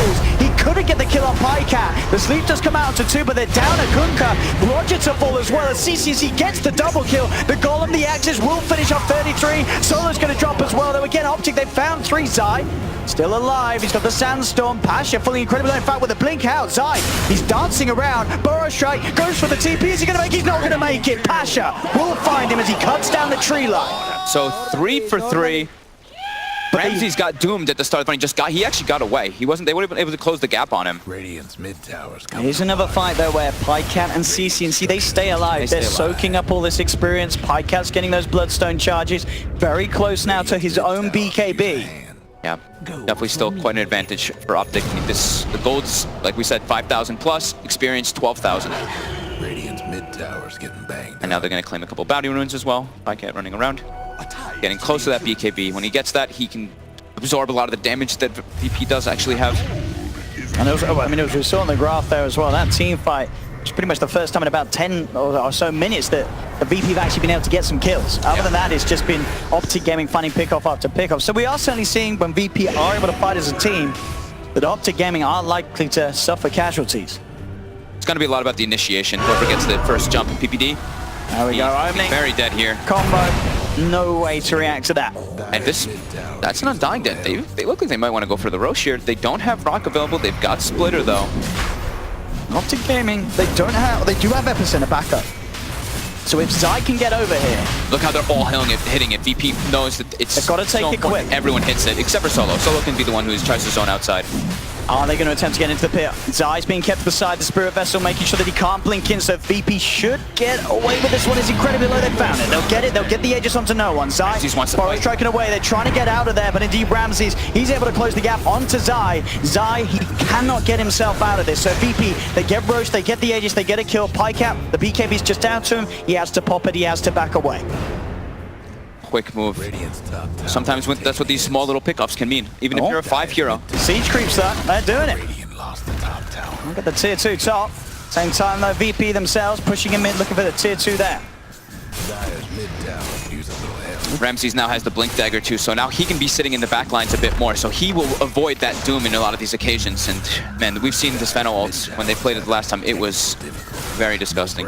Good sentry placement though from Optic, keeping full eyes on these attempted openings from Pasha. Pasha though, he's trying to hit. He goes in straight away. Look at the burst down. CCC, they've got the Torrent onto 2 as well. They're in trouble. CCC, he will get jewels up. Can he get his way out of this? He pops the BKB, but he's not making it away. The Golem punches him down. That's Razor gone for 80 seconds. Zai comes in with the Burrow Strike. Everybody's not enough damage to kill off VP. As Optic, they've lost 2 without buyback. The Doom is down to no one. They'll be able to pop him on, but he's got the Aegis. And Optic, they've lost 3. PyCat, he's surrounded. He's alone. He has to kill himself. 4 dead on Optic. None with buyback available. VP have lost casualty after casualty in this game. We've Optic have found pickoffs, but this one fight that VP have found is the dream fight. 4 dead. They did this. This play was actually so cool by them. They threw the scan on the high ground, so they know they're there. So the instant blink on for Pasha, because he knows that there is somebody's positioned there, gets the roar, catches Optic completely off guard. Absolutely. What a well-calculated and controlled play from VP. And it all kind of landed. Some of the timing was a little lucky, but I think 33 blinked in as the other Titan stomp was finishing, so he got hit by a little more of the combo too.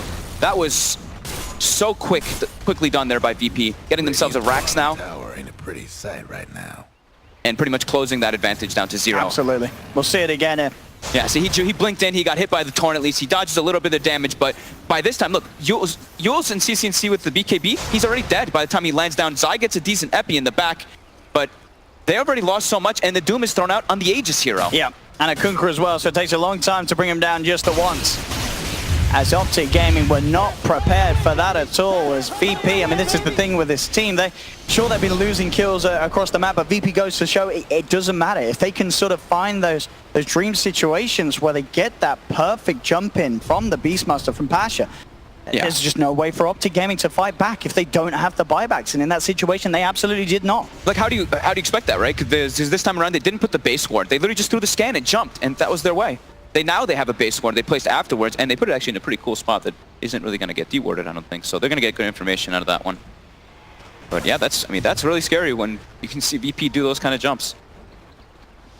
No real high ground vision, just a scan.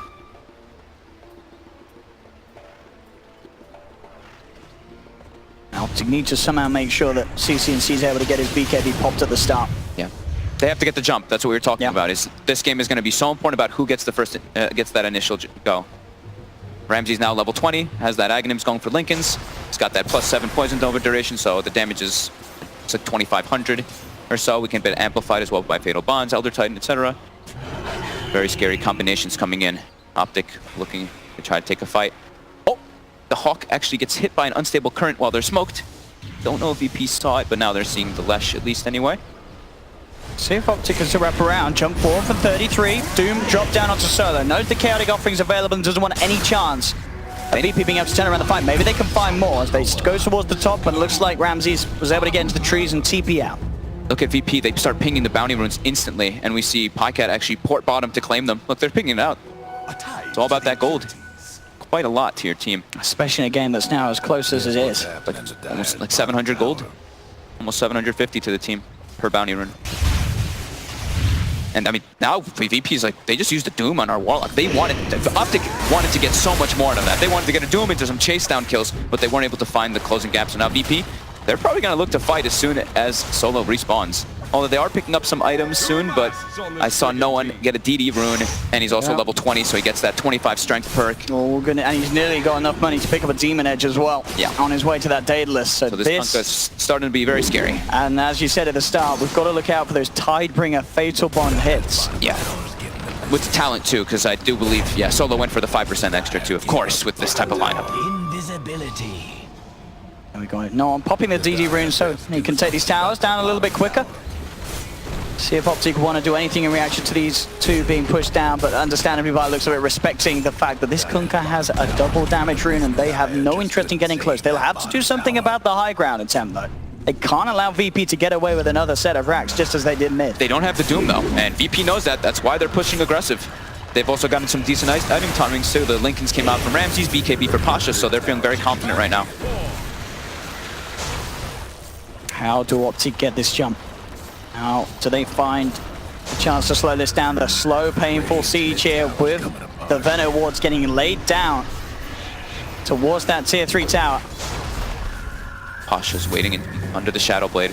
But the X-Mark trying to spook potentially a BKB out of CCNC's not going to pop it. In fact, there's the jump with the raw CCNC. He's just going to go down. He's out. He has to fly back straight away. Jump forward from side, trying to commit with the epicenter 33 as well. Moving forward with the BKB. The ult is out from Ramses. They've got the control onto Zaya. Optic, can they get any sort of catch? They tried for Solo. No one hunting for Zaya, but he's got the Sandstorm. Ramses, he will fall. They'll get the Venom answer. Borrow strike from Zaya. They'll claim Solo as well. No one in the trees. He puts the TP into his inventory, but he hasn't actually got the mana at the moment to do so. So he's in trouble as well. Optic will surround the Kunkka. He's trying to run himself away. Now they'll find the vision if they got the detection. Yes, they do. Triple kill for CCNC. Required the buyback, but it keeps the tier 3 in the barracks alive down bottom and forces VP out of their neighborhood.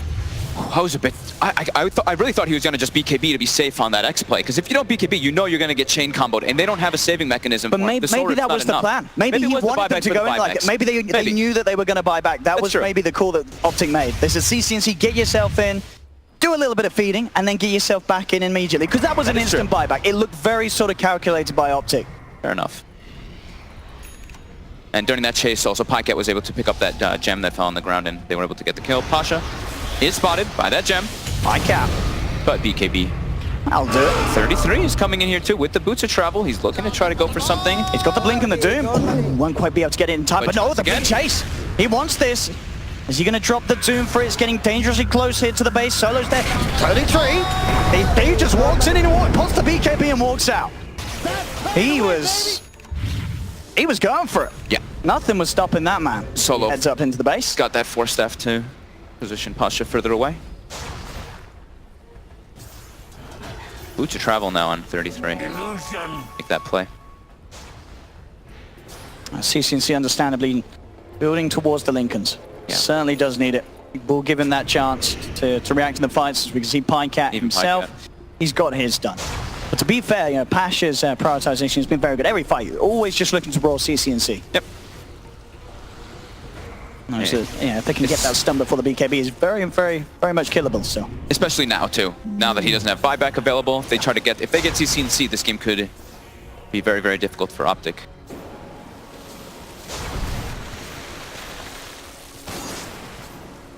Yep, looks like no one pretty much has Daedalus finished if he wants to purchase it. As the game goes on, that Kunkka is certainly going to be something to worry about. Who's getting the first level 25? It's probably, yeah, Pycat as well as CCNC, it looks like we'll be getting that. Smoke to be picked up by Solo. As VP. They've got ultis up in a second. They do. Chaotic Offering is also now back. Everything is there. Optic. They're looking first. They want to try and fight as well. Every ult in the game available. Who is going to find the jump? Find something here. Ward down. May just find Roger by the looks of it, Zyke.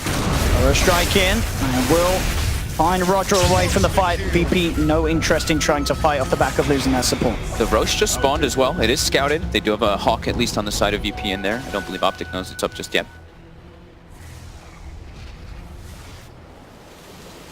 And look at this. During that smoke too, they placed quite a lot of vision down. So they want to be playing for that next Roche.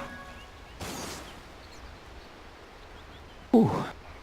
Yeah, they can try for it, but in terms of Pycat's items, he'll be going back towards the Octarine. Shiva's guard now actually going to be complete by CCNC. Instead, he decided to go for armor. Since he went for the Eye of the Storm strike interval, since he went for Aghanims, he wanted some armor to at least defend himself before going for that Linken's. They already have one too, so maybe Pycat could throw the Linken's to try to protect him in some of those situations as well.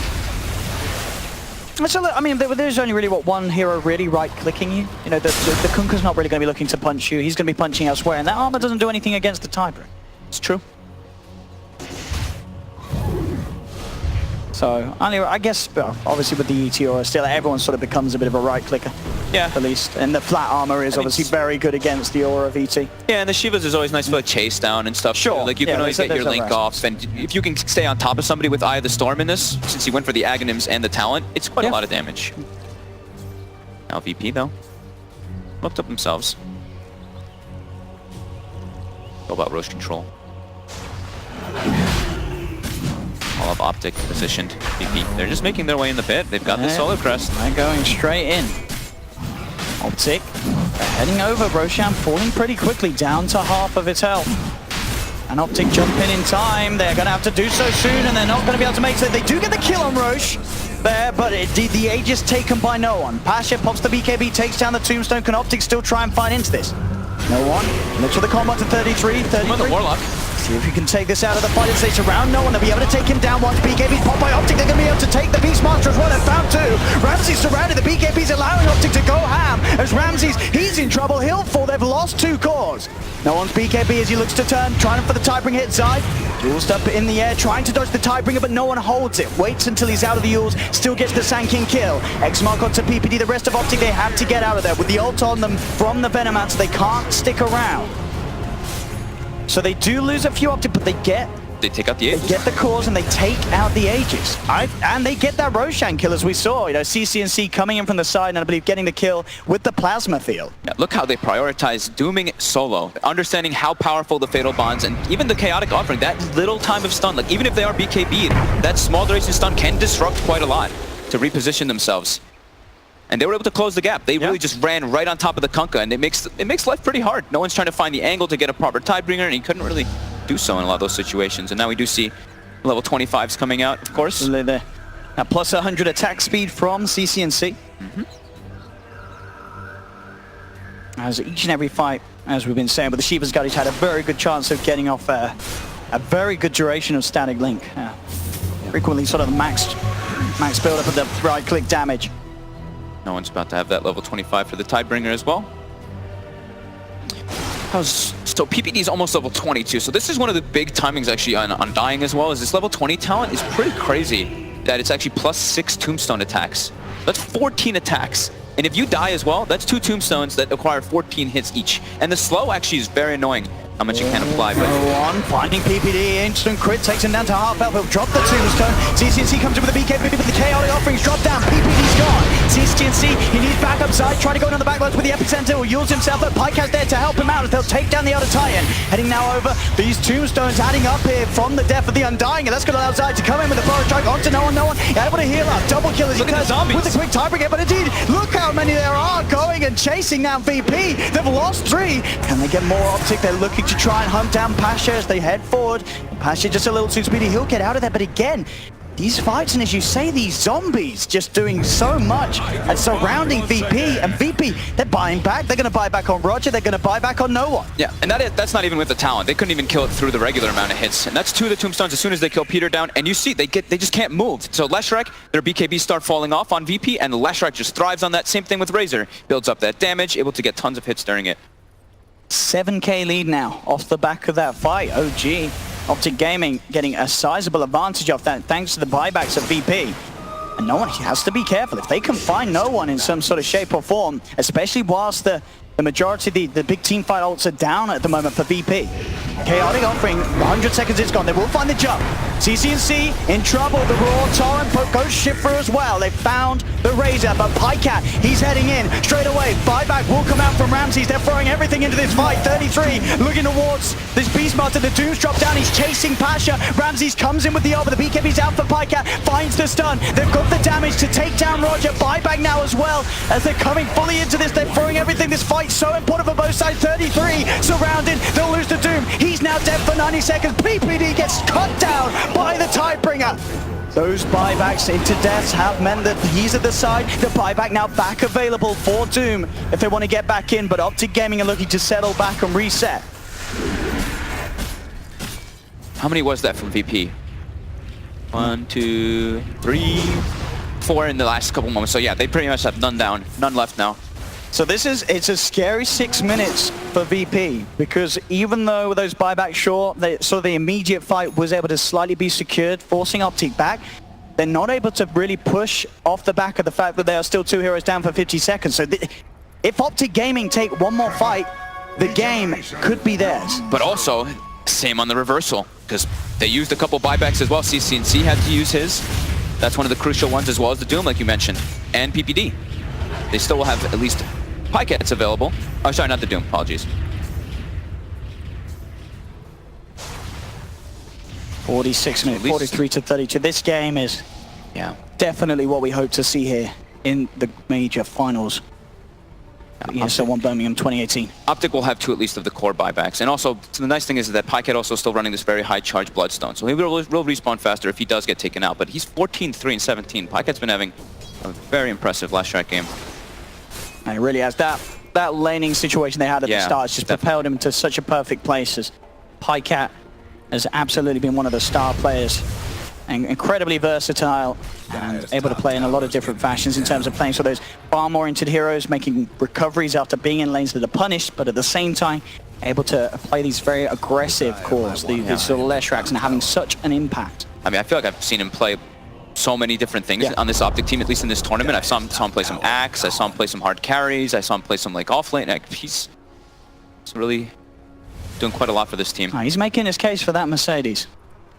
He's able to keep it going, and if Optic can really pull through this series, as Game 2 certainly looks like they have a fantastic chance of doing so. This is the longest that VP's had a game too, right? I would imagine so. The longest one was 38 minutes at this tournament. This one's 47. It's Optic. They're down to racks, but ahead in gold and ahead in... well, experience is going to start evening out because we're getting close to those 25s, but they've been making very good aggressive moves. Scary thing is always going to be your late game versus a Kunkka. He's got the double Daedalus. He's queued up the Rapier. You have to be very aware of your positioning in a lot of these situations. I mean, one hit and the fight can just be gone like that. Yep. That being said, though, like we were talking about, the next 6 minutes or so, next like 5 or 4 now, it's coming down to, will be a bit quiet probably for both teams because they're both just afraid. This game could just end abruptly off of a kill, so taking it a little bit easy here. Get the blink as well, so no one can secure that sort of key angle. Yeah, he's had a bit of trouble with just getting in the right position this game. And Optic, actually, they're looking to take this one. They've got their ultis ready. If they can find the big pickoffs whilst they're available. Yep. A VP understandably playing very careful. They're around their tier 2s. They know that Optic's entirely off the map. Instantly scouted. You see he's hiding in the tree lines, putting the wards down, and they have their 2 side lanes pushing. So they were aware that this smoke was coming from Optic. Yeah, Optic sort of just trying their luck with that play. Maybe seeing if they do manage to sort of catch VP at a moment where the focus has been dropped. That's not going to happen. VP play it safe. Lots of money on Pycat. He's got that Hex queued up. Could certainly be that extra bit of lockdown they need to get on top of these cores. I mean, not just the cores, really. If they're able to sort of have that extra disable onto just a part of VP's team fight, it's going to be huge for Optic. Instant disable. I mean, they've got the Sanking stun already. Has that kind of that instant disable. So some follow up. Top. Both teams. VP just really just waiting for those buybacks. They're trying to get Ramses that level 25 as well. I would assume he's going to take the Poison Nova AoE, but the 3x Plague Ward's also pretty good for like defending and stuff. I don't know actually. Because he's kind of in position anyway with Blink Dagger. He will hit most with the Poison Nova, but plus 800's pretty massive. Pasha, some scouting information, pushing out the top lane, putting up a Hawk as well. And Optic trying to chase him down, unable to find him though. So next Roche, probably the most important thing with all those buybacks coming up pretty much at the same time. Next 2 minutes or so. No surprise there with Pycat's farming stat there. So we've Roche is going to be respawning in 218, and a lot of the buybacks are coming up in about 155 or So 250 or that something. So Roche it's going to be fight. very timed for that Roche with those buybacks. Now Optic are waiting. Yeah, this is just push in the lanes, try to have map control, claim those bounties. We know how much gold they're worth at this time in the game. Make sure you can get those double rune controls as well.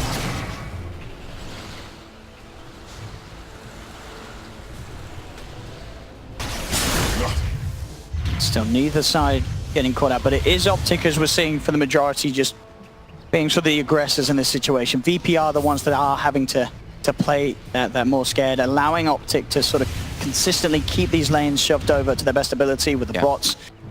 Of course, on PyCap, consistently getting just lane after lane, wave after wave of farm. He's about a 10k advantage ahead of no one's Kunkka, as he sits so far ahead this game on his Leshrac. It's had very, very good game. The 3 cores on Optic have been playing remarkably. I mean, not to say the supports are playing bad. They've died a little bit more, but the core play has been quite remarkable. And VP still just waiting for those buybacks. This is going to be a very explosive timing at that next mark when that Roche and those are available. And I guess so the question is, well, looking at PyCat's itemization, I mean, he's got a lot of money. He wants to get the Hex. How's he sort of going to work this around with his slots? Because he's running out of slots. Are we going to sort of see him swap the boots out in the midst of the fight so he can get the Hex? I think he wants movement speed too much. I think he maybe even move the Yules in some situations if you use it defensively early on. Sure.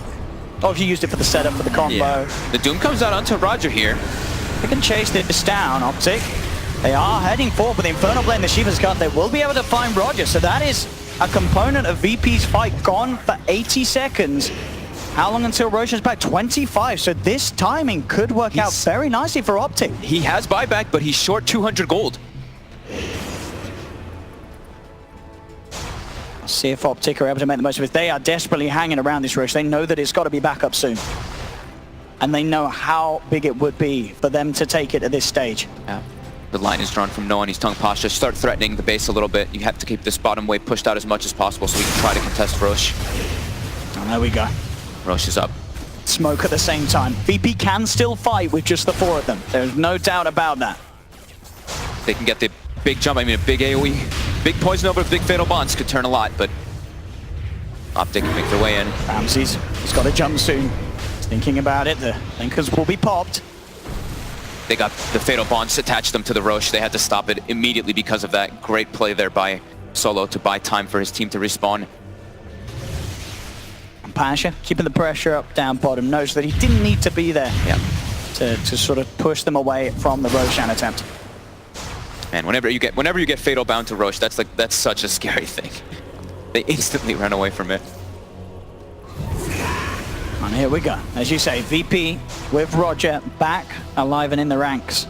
Looks like almost all the buybacks are available too. Some people are short on gold of it though. CCNC still short 90, ET as well, short 400. He gets the vision here with the tombstone. Straight away, Zai jumping across. They know that if they could take Solo away, that would be absolutely huge. At the same time, though, they've lost 33. He's been found out. 33 will fall Solo as well to get taken down, but he buys back straight away.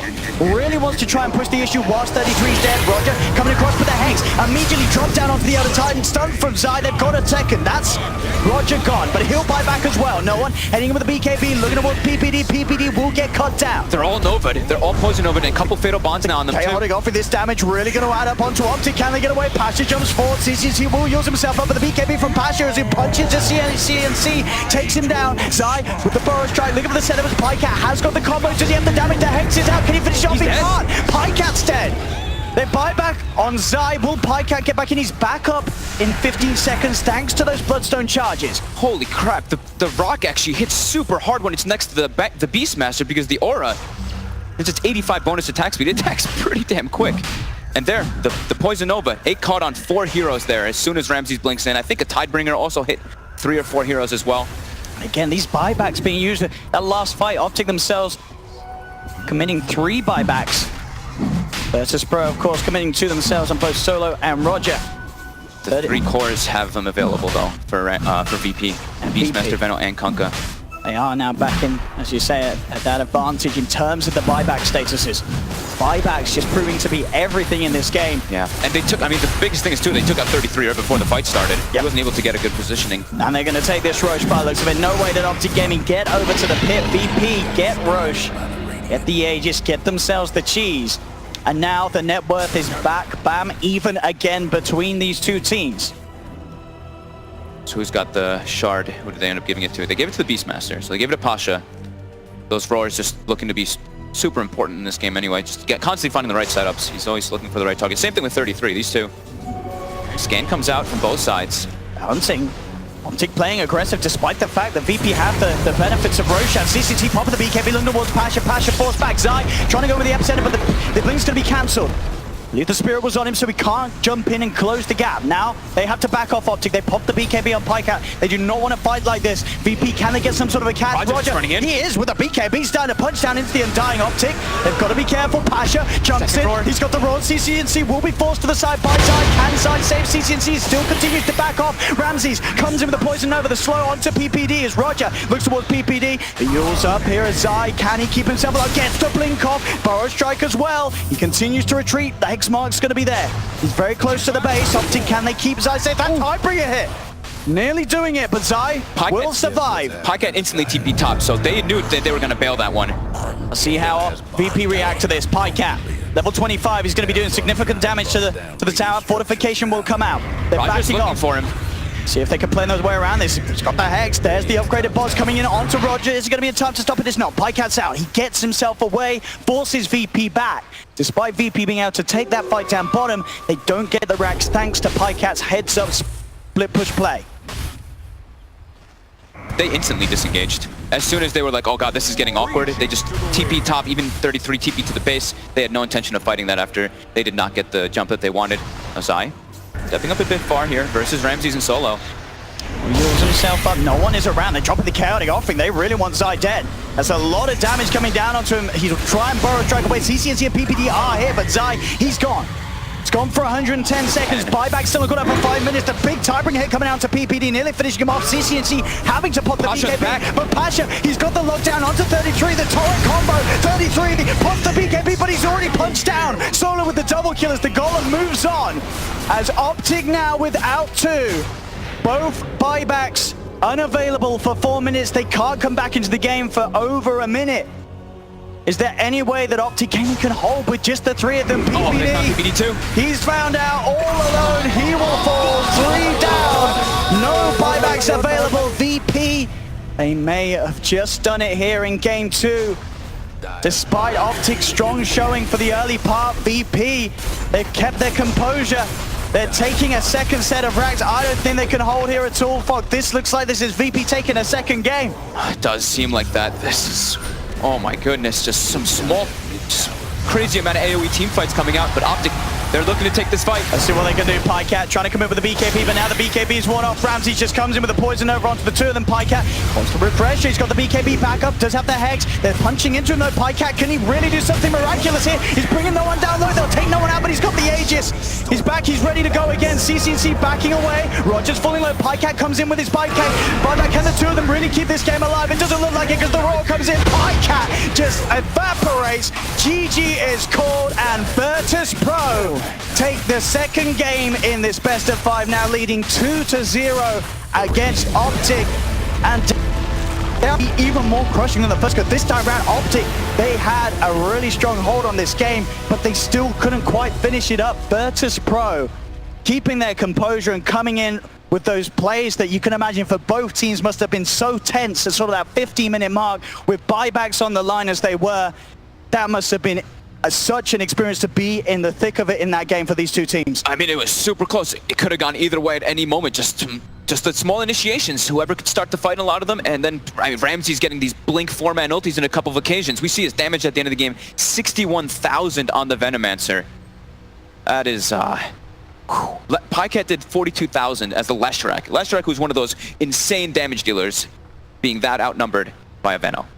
I mean, of course, great to see such a close game between these two sides. If anything, Optic now have shown us that they can sort of stand up against VP. This was, you know, this was nowhere. This was a very close game, as we saw. This was Optic finding something that certainly worked. We knew that maybe if Optic were able to sort of close it up sooner, they would have been in a better position, but there was always going to be this timing as the game went on. As you said, once no one gets these double daylesses, these tie-bringer hits, instantly sort of wiping one or two heroes out of the fights, it gets so hard to play against VP in the late game, which we haven't really gotten to see with the speed that VP are winning their games, but you can never understand DIS side when the game goes past the 50-minute mark. Absolutely. They kept their composure even though they were down, and they brought it back. 2-0. VP 1 game away from claiming the championship title here at ESL 1 Birmingham 2018. Back over to you, Paul. Thank you very much, Owen. Yes, another victory for...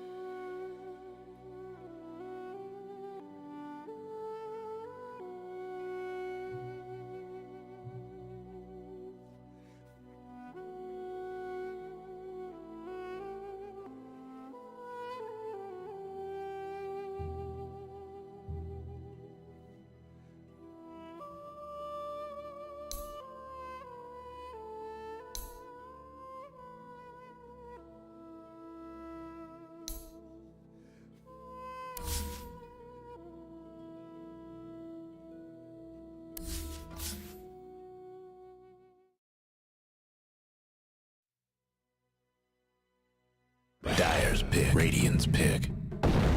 The sack.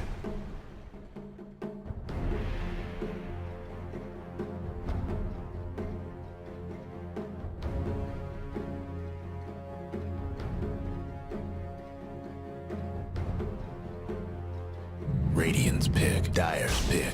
Sand. Warlock.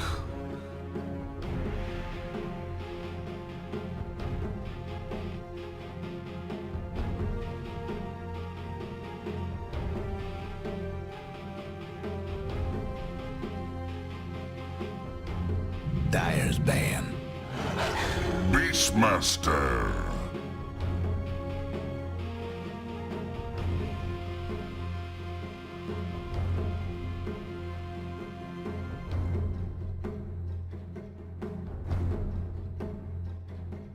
The Warlock pick is good for VP. They know exactly what they're doing with it.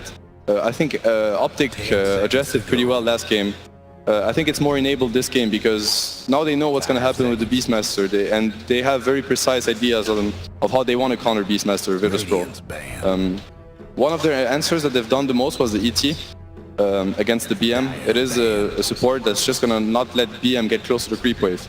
So it doesn't matter if it's a really strong hero laning-wise because he just gets shut down completely by an ET pick, and it's also good in the game against BM, which makes the pick even better. Yeah, I think that's a great analysis. The only thing here is Optic have really deviated from the pattern of the first couple of games by picking up what is almost certainly their offlaner in the first phase. Now, what it does, that crucial vision element that was missing from their draft in game one, it does give them that. But I agree, I have real concerns about these two in a duel. Do you really think that Leshrac Beastmaster offers the same kind of threat that, say, that Leshrac Sand King offlane did in the last game? Not necessarily. It depends a lot. So the way VP they draft, they think a lot about the the crowd loves the Dragon Knight ban. All right. Yeah, they're sick of seeing Dragon Knight. There's been a lot of Dragon Knights, to be honest. Yeah. Way too much. I'm personally a Dragon Knight fan, so I'm a little bit sad, but I mean... Strategically, it's a really good hero. I hate to say it.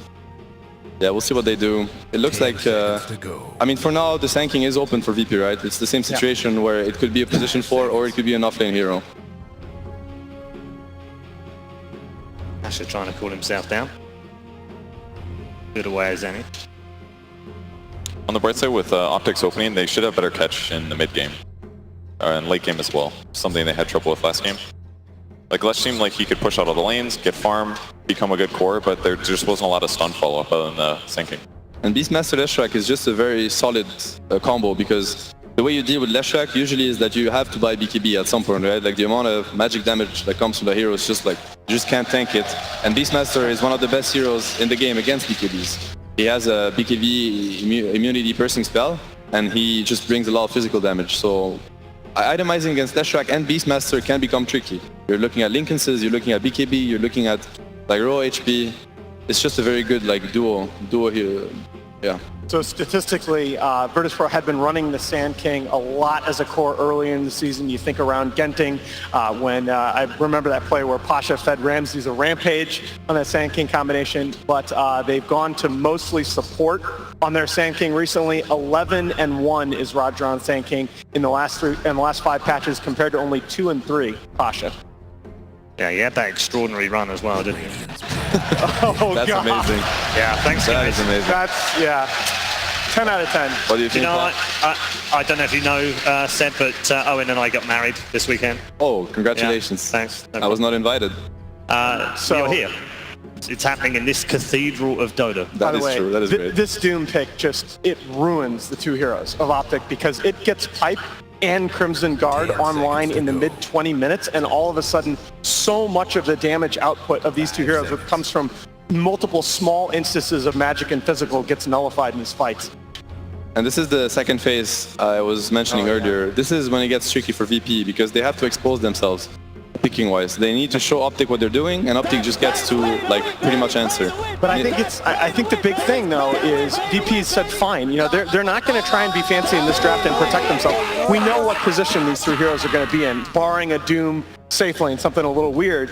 They're just saying, look, we're gonna pick a very solid combo. 3 OP heroes, 3 It could be a little bit more open in the sense that Ramses has played Doom before, and some teams do like Doom safe lane. I know Liquid has run it very successfully on the Miracle this tournament. Ramses, I know, is a Doom player. Yes, he is. So the Doom could potentially be offlane position 4 or 5, or whatever you want to call it, but like support offlane or carry right now. And it is a little bit open, and I think it is important to keep it open because else you just get counter pick straight up, and you might not get to play the game, even though the hero is good for the game. If you don't get there, you know, if you lose the lanes like you do against VP, and they have a 6k advantage 10 minutes in, it does not matter the heroes you picked. Like, you're gonna lose that game. Absolutely, and VP, you know, it's not just the Doom that they'll do that with. They'll move the Omni into the safe lane. They are a team that is not afraid to put Ramses on those kinds of heroes. What would you say is like a lane solution against Doom? My theory so far is like amplifiers, like either Spell Amp or like Shadow Demon Soul Catcher kind of stuff. Yeah, correct. I really like amplifiers. For example, I know people really like Doom against Chen. I think Chen is one of the heroes that can actually kill Doom through the laning phase because of like penitence. Shadow Demon sounds really good. Usually heavy magic damage is good. Heroes like AA, like Chilling Touch, Ice Vortex, let's say AA plus some AA Leshrac lane. Like Doom cannot go there at all. He's just gonna keep feeding. You just want enough damage on the lane, I would say. There's your amplifier. Absolutely. Yeah, and it's just a very solid pick, the ET. Let's say they have a Sanking Doom lane, it's going to be very hard. If it's a ET Leshrac, now Optic is doing what VP has done to a lot of teams. There's no way you send Sanking Doom, for example, against an ET Leshrac lane. They're not going to get anything there, and it's going to be 2 dead picks. And that's the thing, though. It doesn't even have to be a Sanking. It doesn't even have to be that lane, right? You can run Beastmaster Leshrac in a dual lane and do what LGD do and put like ET Gyro in your safe lane. For example, yes, that could be much better for them. That's another pick that is tricky for VP. It's like you have to reveal so much, and you do get the last pick, but doesn't matter if you lost the draft by the time you get there. I mean, Solo has been, to me, over the course of this DPC season, especially if we factor in Hamburg and Katowice, he's been the best 5th picker in the pro circuit. He has used these 5th picks so well. So that's one of the they'll picks, take it away. But that's the beauty of, like, that is how smart these teams are. If you think about it, they did pick Doom and Gyro. They showed like 2 heroes, but they can send a Gyro safe lane. They can send a Gyro middle. It could be Gyro mid, Doom off lane, Doom safe lane, Sanking support, and they last pick, for example, I'm gonna say some bad trader that's gonna bully heavily Optics carry, for example. Or it could also be like a regular Gyro safe lane, Doom off lane, like it is still open. And I think in this game, Virtus Pro, they are doing a better job than the last game. Last game they had to reveal early. PPD forced them to reveal early that it was a Kunkka middle against the Razor, which is a terrible matchup. In this game, I think they still can keep it open, and they're gonna get the last pick. So they are the ones. They didn't lose the draft yet, and Optic is going to have to reveal their cards completely with the 5 heroes. So what do you think here? So many of the tanky mid here, the Dragon Knight, the Death Prophet are banned. Oh, wow, they turn around with the Venom. I don't know about this. It's a good solution if you lane it against the Doom. Like, if you just gale him, he can't run at you, and it'll give you enough space so you can potentially outplay your opponents. It's a very strong laner against the heroes, as you mentioned. It's also very good in the game against Gyro and Doom, because so Doom and Gyro, they rely heavily on movement speed advantage, right, the way they play. And running into Venom wards, being very slow, you don't get to use your spells as efficiently as you will want to. It is a very solid Venom game, and as we see in the last game, like the Venom ET, the ET aura, the magical damage, it makes Venom twice scarier as he is already. And of course, like ET Leshrac Venom, their lineup is very complete. Once again, I think PPD is doing an amazing job at drafting, but he's not per se out-drafting VP this game around, at least from my perspective. VP is doing a good job too. I'm not convinced by this yet. I think the problem is when you put Doom, when you put that pipe Crimson Guard timing in the mid-20s together with BKB and a damage item on the Gyro, I think Virtus Pro is going to have a huge opening. Even at parity, they're going to have a huge opening to take these fights in the 20 to 25 minute window, and that's where if you watch LGD replays, that's where they win the game. It is true, like the BKB timing on Gyro is not addressed for now. But Optic can address it with the last pick. I mean, they have the Beastmaster Roar, right? Yeah, but it doesn't might not feel be like enough. that's enough. Yeah, the follow-up damage is going to be lacking. I mean, between like ET and Lesh, if they're within Chainstone range, like that's a kill. The you problem can't save it with like a Warlock alone. Unless he interrupts like the stun chain or something, but it all depends on initiation anyways. Like if Beastmaster is moving around the map in other places and setting up kills, like it doesn't have to be, they don't have to necessarily cover each other, I guess is what I'm saying. Do you need more physical as Optic here? Need more push? I would enjoy more physical damage, but wow. There it is. Desolator Coddle, here it comes. it might not be the Desolator combo, although I would have loved it. So they're just like committing to the lanes even harder, right, and not thinking too much about the mid game, which is a very good thing to do against Virtus Pro, to be honest. I tell you what, the one thing that I really like about this Coddle pick is I feel they got penalized in the last game as the game went on. The Undying did not scale compared to the Warlock. They could have used a second pipe in that last game, but Undying's never going to get to like that third item. So the Coddle is at least going to scale across the game, and he potentially, if he gets off and farms well, he gives you an answer. He gets an Ags in that 20-minute period, and all of a sudden they can't end the game with the Gyro BKB. And they start themselves. Shoot. Optic has overwhelming vision advantage, at least during daytime. So we got that. Slark will offset that during nighttime. Very interesting draft for game number 3. We're going to get some predictions before we get into our game. Alan, very quickly. Ramses ruins the game, VP 3-0. Kevin. Slark seems real scary, so I'm going to say VP. And Seb. I think Optic are going to win 3 lanes this game again. They're doing the right thing. I'm going to say Optic. I just hope they play with more confidence. Okay, all right. Well, it's all on the marbles now because Virtus Pro are on the verge of claiming another major. Only Optic stand in the way and they have to win this game. Have they got what it takes? Let's find out as we head into game number 3.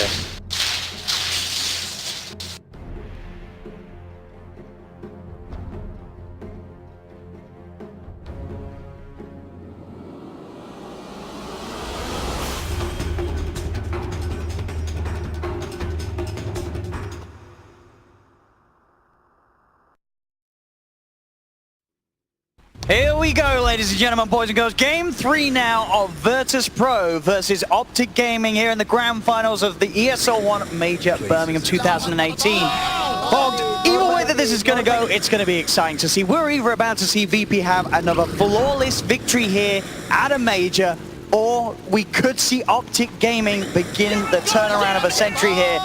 Can they do it here, Fogg? What do you reckon about Optic Gaming's approach to the game here in Game 3? So just like last game, I like the way that they approached with the Undying. It worked well in the early game. We saw them do great in the lanes. This time, it looks like they're doing a similar type of approach, right? We've seen this Coddle Beastmaster combo where you can acquire with the Chakra, with the spam, double axes, illuminate. It puts a lot of pressure out. So that one, then they've got this ET Lash combo going into the mid game. Lots of magic damage can be focused. The one thing they are lacking, just like the panel was mentioning, is some physical damage. The Beastmaster, sure, he can apply you some, but besides that, they are quite lackluster. How scary would you say this final pick Slark is from Virtus Pro that Ramses has been able to sneak through the draft? You're going to be able to use your Dark Pact a lot of the times to get rid of that roar, so that can be nice, but he could be under a lot of pressure in the laning phase. That's the one thing, but it is a hero that gets to the late stages of the game, and he's gonna, if he has a BKB, he can pierce to those back lines. If he finds the Coddle, quick, easy kills. It's a hero that can always play around a lot of those disables of the Beastmaster, the Blinding Light, whatnot, with that Dark Pact. Down bottom. Towards 33, they've got the bounce. I mean, Missile will be coming through as well. The damage from the Shadow Word, 33, and a lot of trouble here as he'll get surrounded.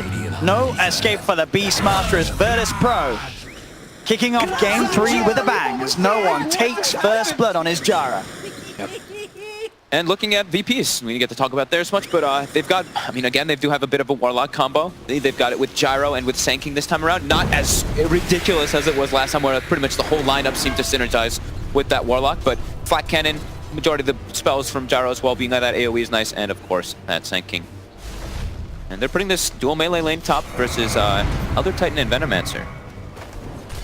Now we'll see how aggressive each of the duos are able to get, sort of once those level 2s are hit. Now just a few punches onto Roger. Down bottom, see how much farm 33 is able to get out of this. We have seen many teams before really pull off something quite phenomenal with a Beastmaster keep with the light lane. It can be very scary once those axes start to stack up on you. Yeah. There is, though, the counteract coming a bit from Solo, right? He's going to have the Shadow Word constantly to stop that pressure a bit. So that's a little bit where people have been starting to learn how to deal with that aggressiveness. When we saw the in particular axe Skywrath from, I guess, LGD, people were starting to be like, Warlock could be a good way to stop that and slow it down. Ramsey's trying to build up some stacks here, some agility. That's starting to bit of damage from that Beastmaster. And it is PPD, by the way, playing the Coddle. So it's going to be more of that 5 role, it seems, in this game, since he's got an Elder Titan and Zai's playing it.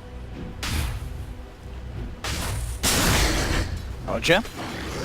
Getting the opening here onto Zai. Zai was trying to chase them down. They do find the Gale from Pikehead onto the 2. Zai Spirit out, building up that right-click damage. He's going to head straight towards Pasha. He knows Roger's got Mangoes and Burrow Striker available. So Pasha is the one that they can potentially kill. He'll try for the deny. Roger, very neatly done there to make sure that Optic Gaming don't find the first blood in that situation.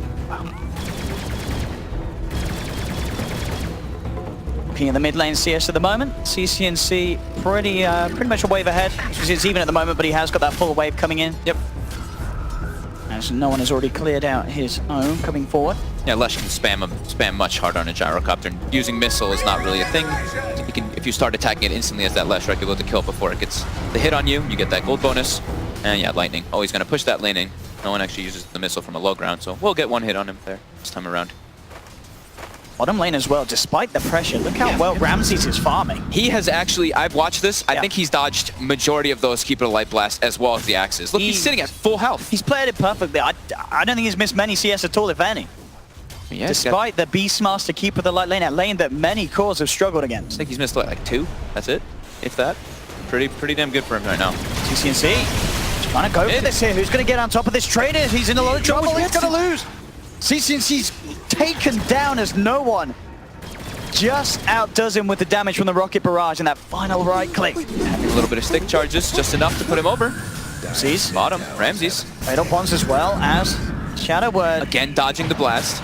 He's incredibly good with this juice. Won't quite be able to find the pounce connection onto PPD. 33 trying to bring down Solo. Solo pops the stick charges though, and Solo's going to survive. This bottom lane, this Slark already looking incredibly scary in these first 3 minutes. Denied. The top lane's going a little bit better though, but not as well as we thought it was going to go, especially with that bottom lane. We thought this Beastmaster Coddle could apply a lot of pressure, but with this Coddle heal, with his Shadow Word heals, as well as Ramses' positioning, he's been so damn well. Yeah, he's been playing incredibly on the Slark. Yep. Radiant structure. This time he gets hit by a bit. And now the offensive glyph. We see VP do this very often when they're trying to dive. 2-man stun by Roger. Deep Pasha able to close the gap, trying to look towards Pycat. Zai will go for the stomp.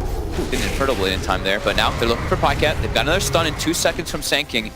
Roger gets a double. Indeed, again, catching both of them out. Pycat does have the Fairy Fire. Zai punching into Pasha, but Pycat will fall. Up in the Mango as well. There's no way to keep him alive. Zai tries for the Mango, but the Infernal Blade's there to cancel the stomp, and VP. That Thunderclap put in an incredible amount of work up top. He knows how low they are. But the Spirit, I mean, even if it does reach them, it's not going to be enough damage. And they tip him as well. Yeah, this is the Thunderclap though. Even having just every little thing, that increased attack speed aura for him and Roger, putting in that little bit more damage, and the low cooldown. It's only 12 seconds on that Thunderclap, so lots of damage, very low mana cost. No surprise there with the stats. Indeed, on the last hit, 92.9% last hit accuracy from Ramses against a Beastmaster Keeper of the Light Lane. PPD starting to do some stacks, since this is probably like one of the best things you can do as a Coddle. You can actually effectively stack all 3 camps when you're inside that triangle. Coddle Blast. We had a pause. What just happened? Looks like we have to get back off. Looks like that was a misclick by somebody there. But did Peter get the triple stack? He does get the triple stack. Gets all 3 camps on the triangle stacked as that Coddle. You know, pulling the ancient cap, hitting the other one, and then using your blast to stack that 3rd. Very nicely done by him. Illusion. See, 33, level 4. Level still looking good for VP as well, and that's Solo level 3. Ramses level 4, 32 CS on this Slark. Already, I mean, it was already hitting 2k gold advantage for a second, and here, this rotation we see so often. As soon as the mid laner hitting 6, Roger's making this advantageous moves as no one is about to tick up on this last hit. Should get 6. Gets denied though. We'll slow down that level 6, just that little extra creep more, but still CCNC. Hit by the homing missile, looks like already backing away. Roger now coming back across, but CCNC's playing. He seems very aware of this. And careful. He's like, where's the Sand King top, right? So he has to be a bit aware of that, and he will notice it. Good read there by CCNC on the Lesh. Also goes bottom and gets himself a regen rune, so. Big stack on the camp here. They're going to start spamming it down with the illuminated axes. But he has to be a little bit careful not to get sandwiched over here. Ramses is heading over. Again, yeah. Got the dart power. We'll see how many of those creeps he can take. He'll get a few of them. He actually got quite a lot, yeah. Yeah. 43 last hits. It's going to put him very close to having the level 6, so it is getting to the point where Ramses can feel very, very safe on this lane. I mean, already he's feeling very safe, as we've seen, but once with the Shadow Word, back up and having the Shadow Dance. He's not getting pressured at all, to be honest. He's completely free farming. Pasha gets scaled, tries to turn. Roger's available to look for the stun. Can't Zai. Quick clap there from his Hellbear Smash Infernal Blade as well, forcing Zai back. Zai will be fine. Maybe see if they can get some sort of a turnaround. Does get the sleep onto the Doom. Pikecat will have the Gale back up in a second, but Pasha goes straight for the TP out mid lane. CCNC nearly finding no one.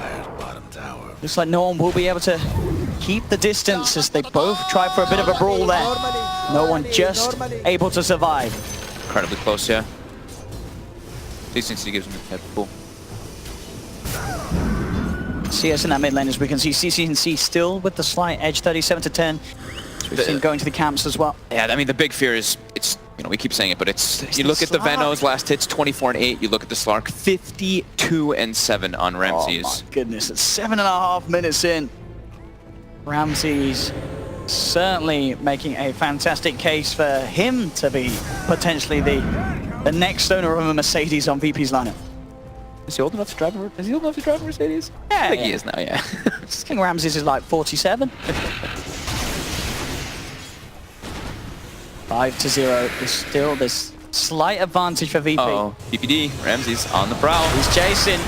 Straight in he goes. No escape for PPD as Ramses will pick up a kill as well on top of that free farm.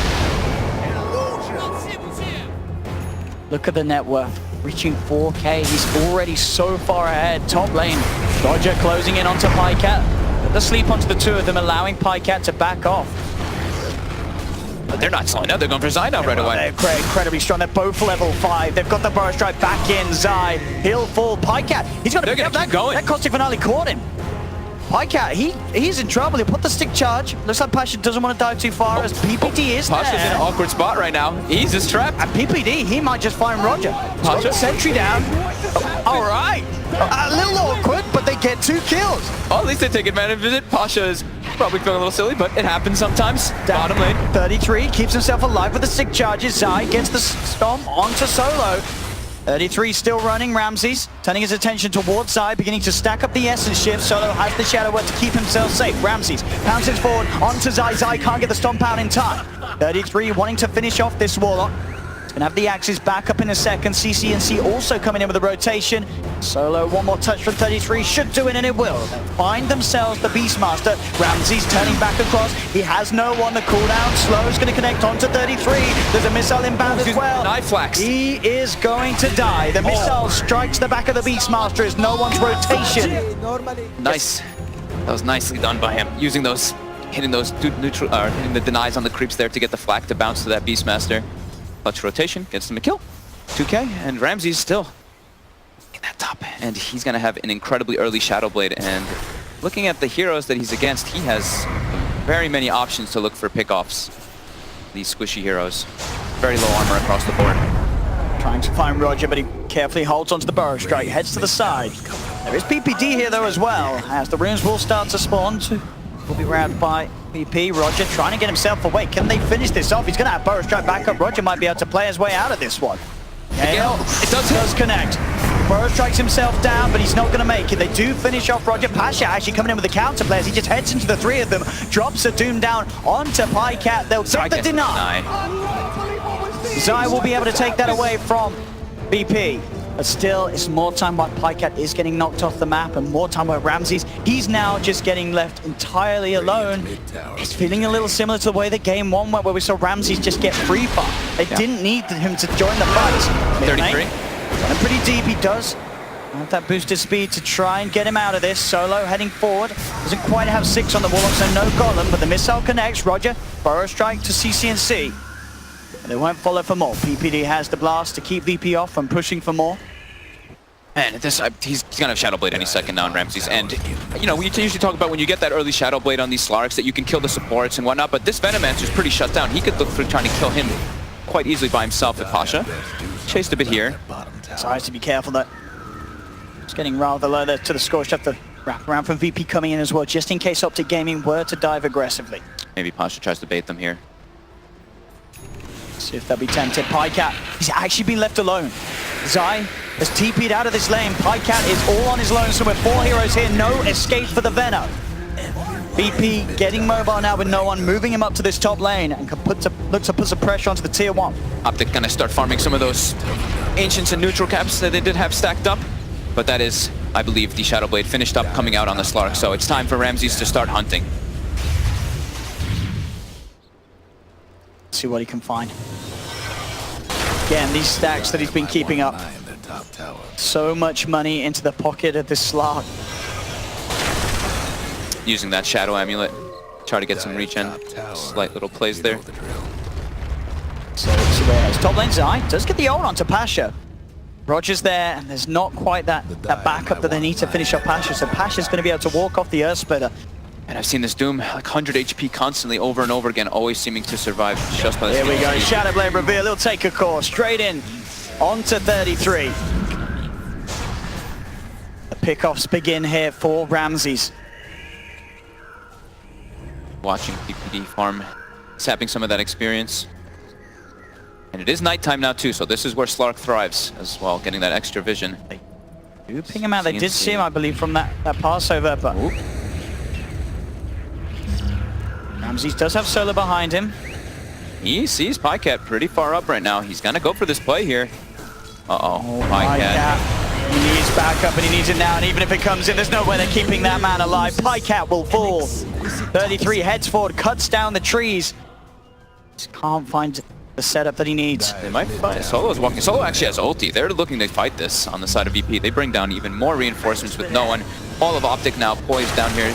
4 versus 4.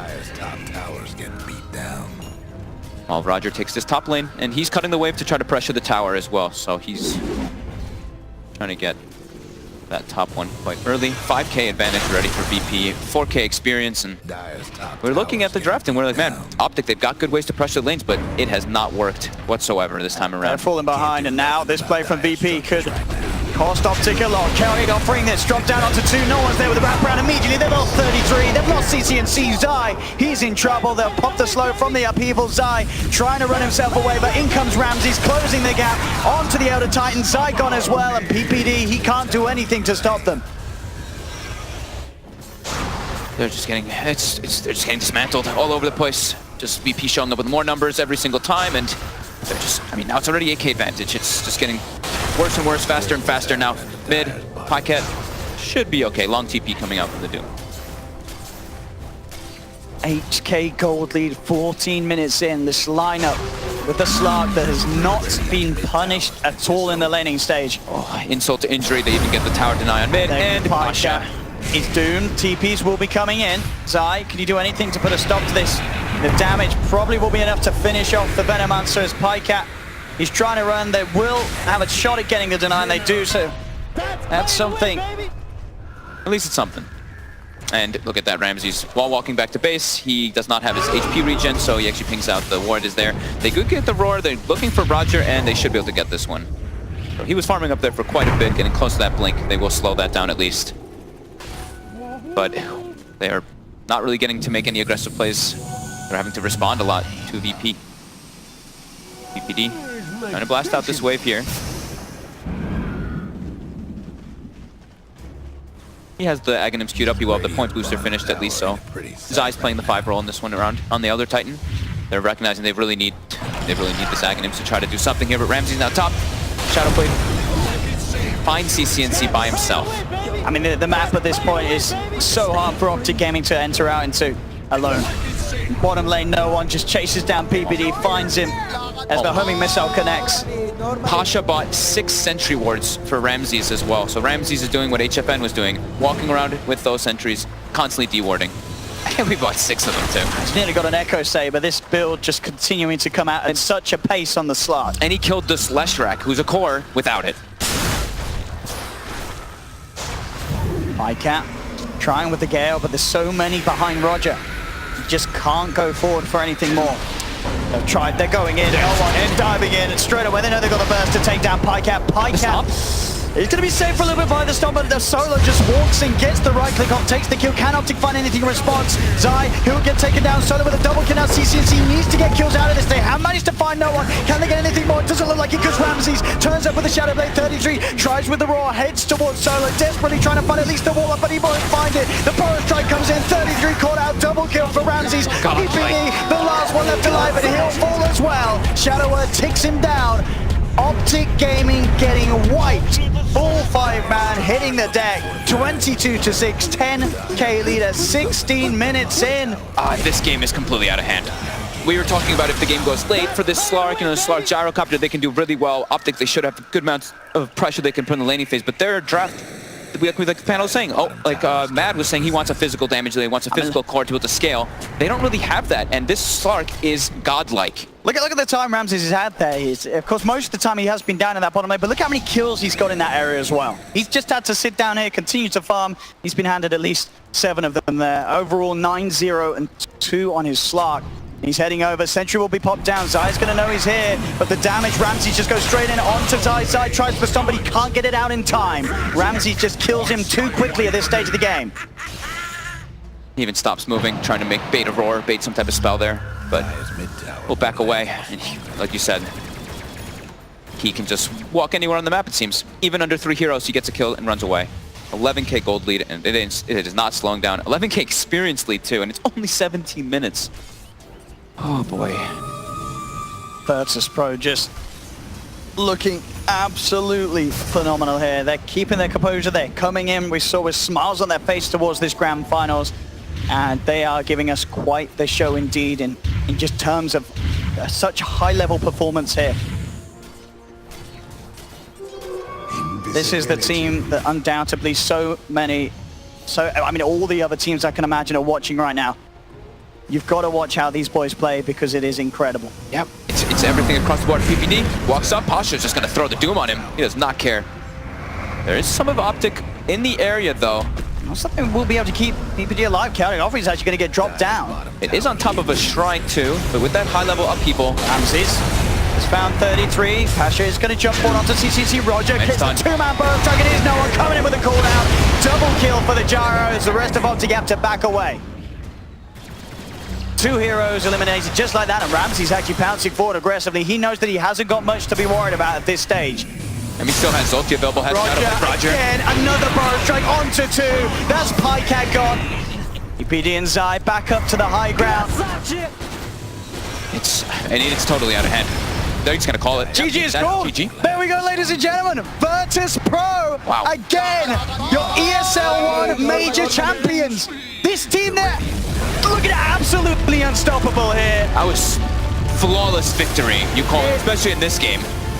The way that this team turns up to lands, especially the ESL 1 majors, there's something about these events for these boys that they love it. They give it their all. I mean, they give it more than their all. These victories are looking, you don't see this in a major grand finals unless one team is just so far ahead of everybody else in the game. It's not exactly every single one of them. Sure, they might have some star situations coming out, like Ramsey's going 11-0-3, and like majority of these games he's doing incredibly well getting this free farm, but every single one of them is doing their job, from the warding game to the map control to the team fights. Just execution at its finest from VP.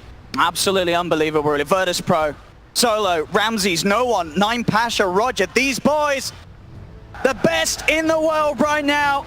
Virtus Pro are your ESL 1 Birmingham 2018 champions.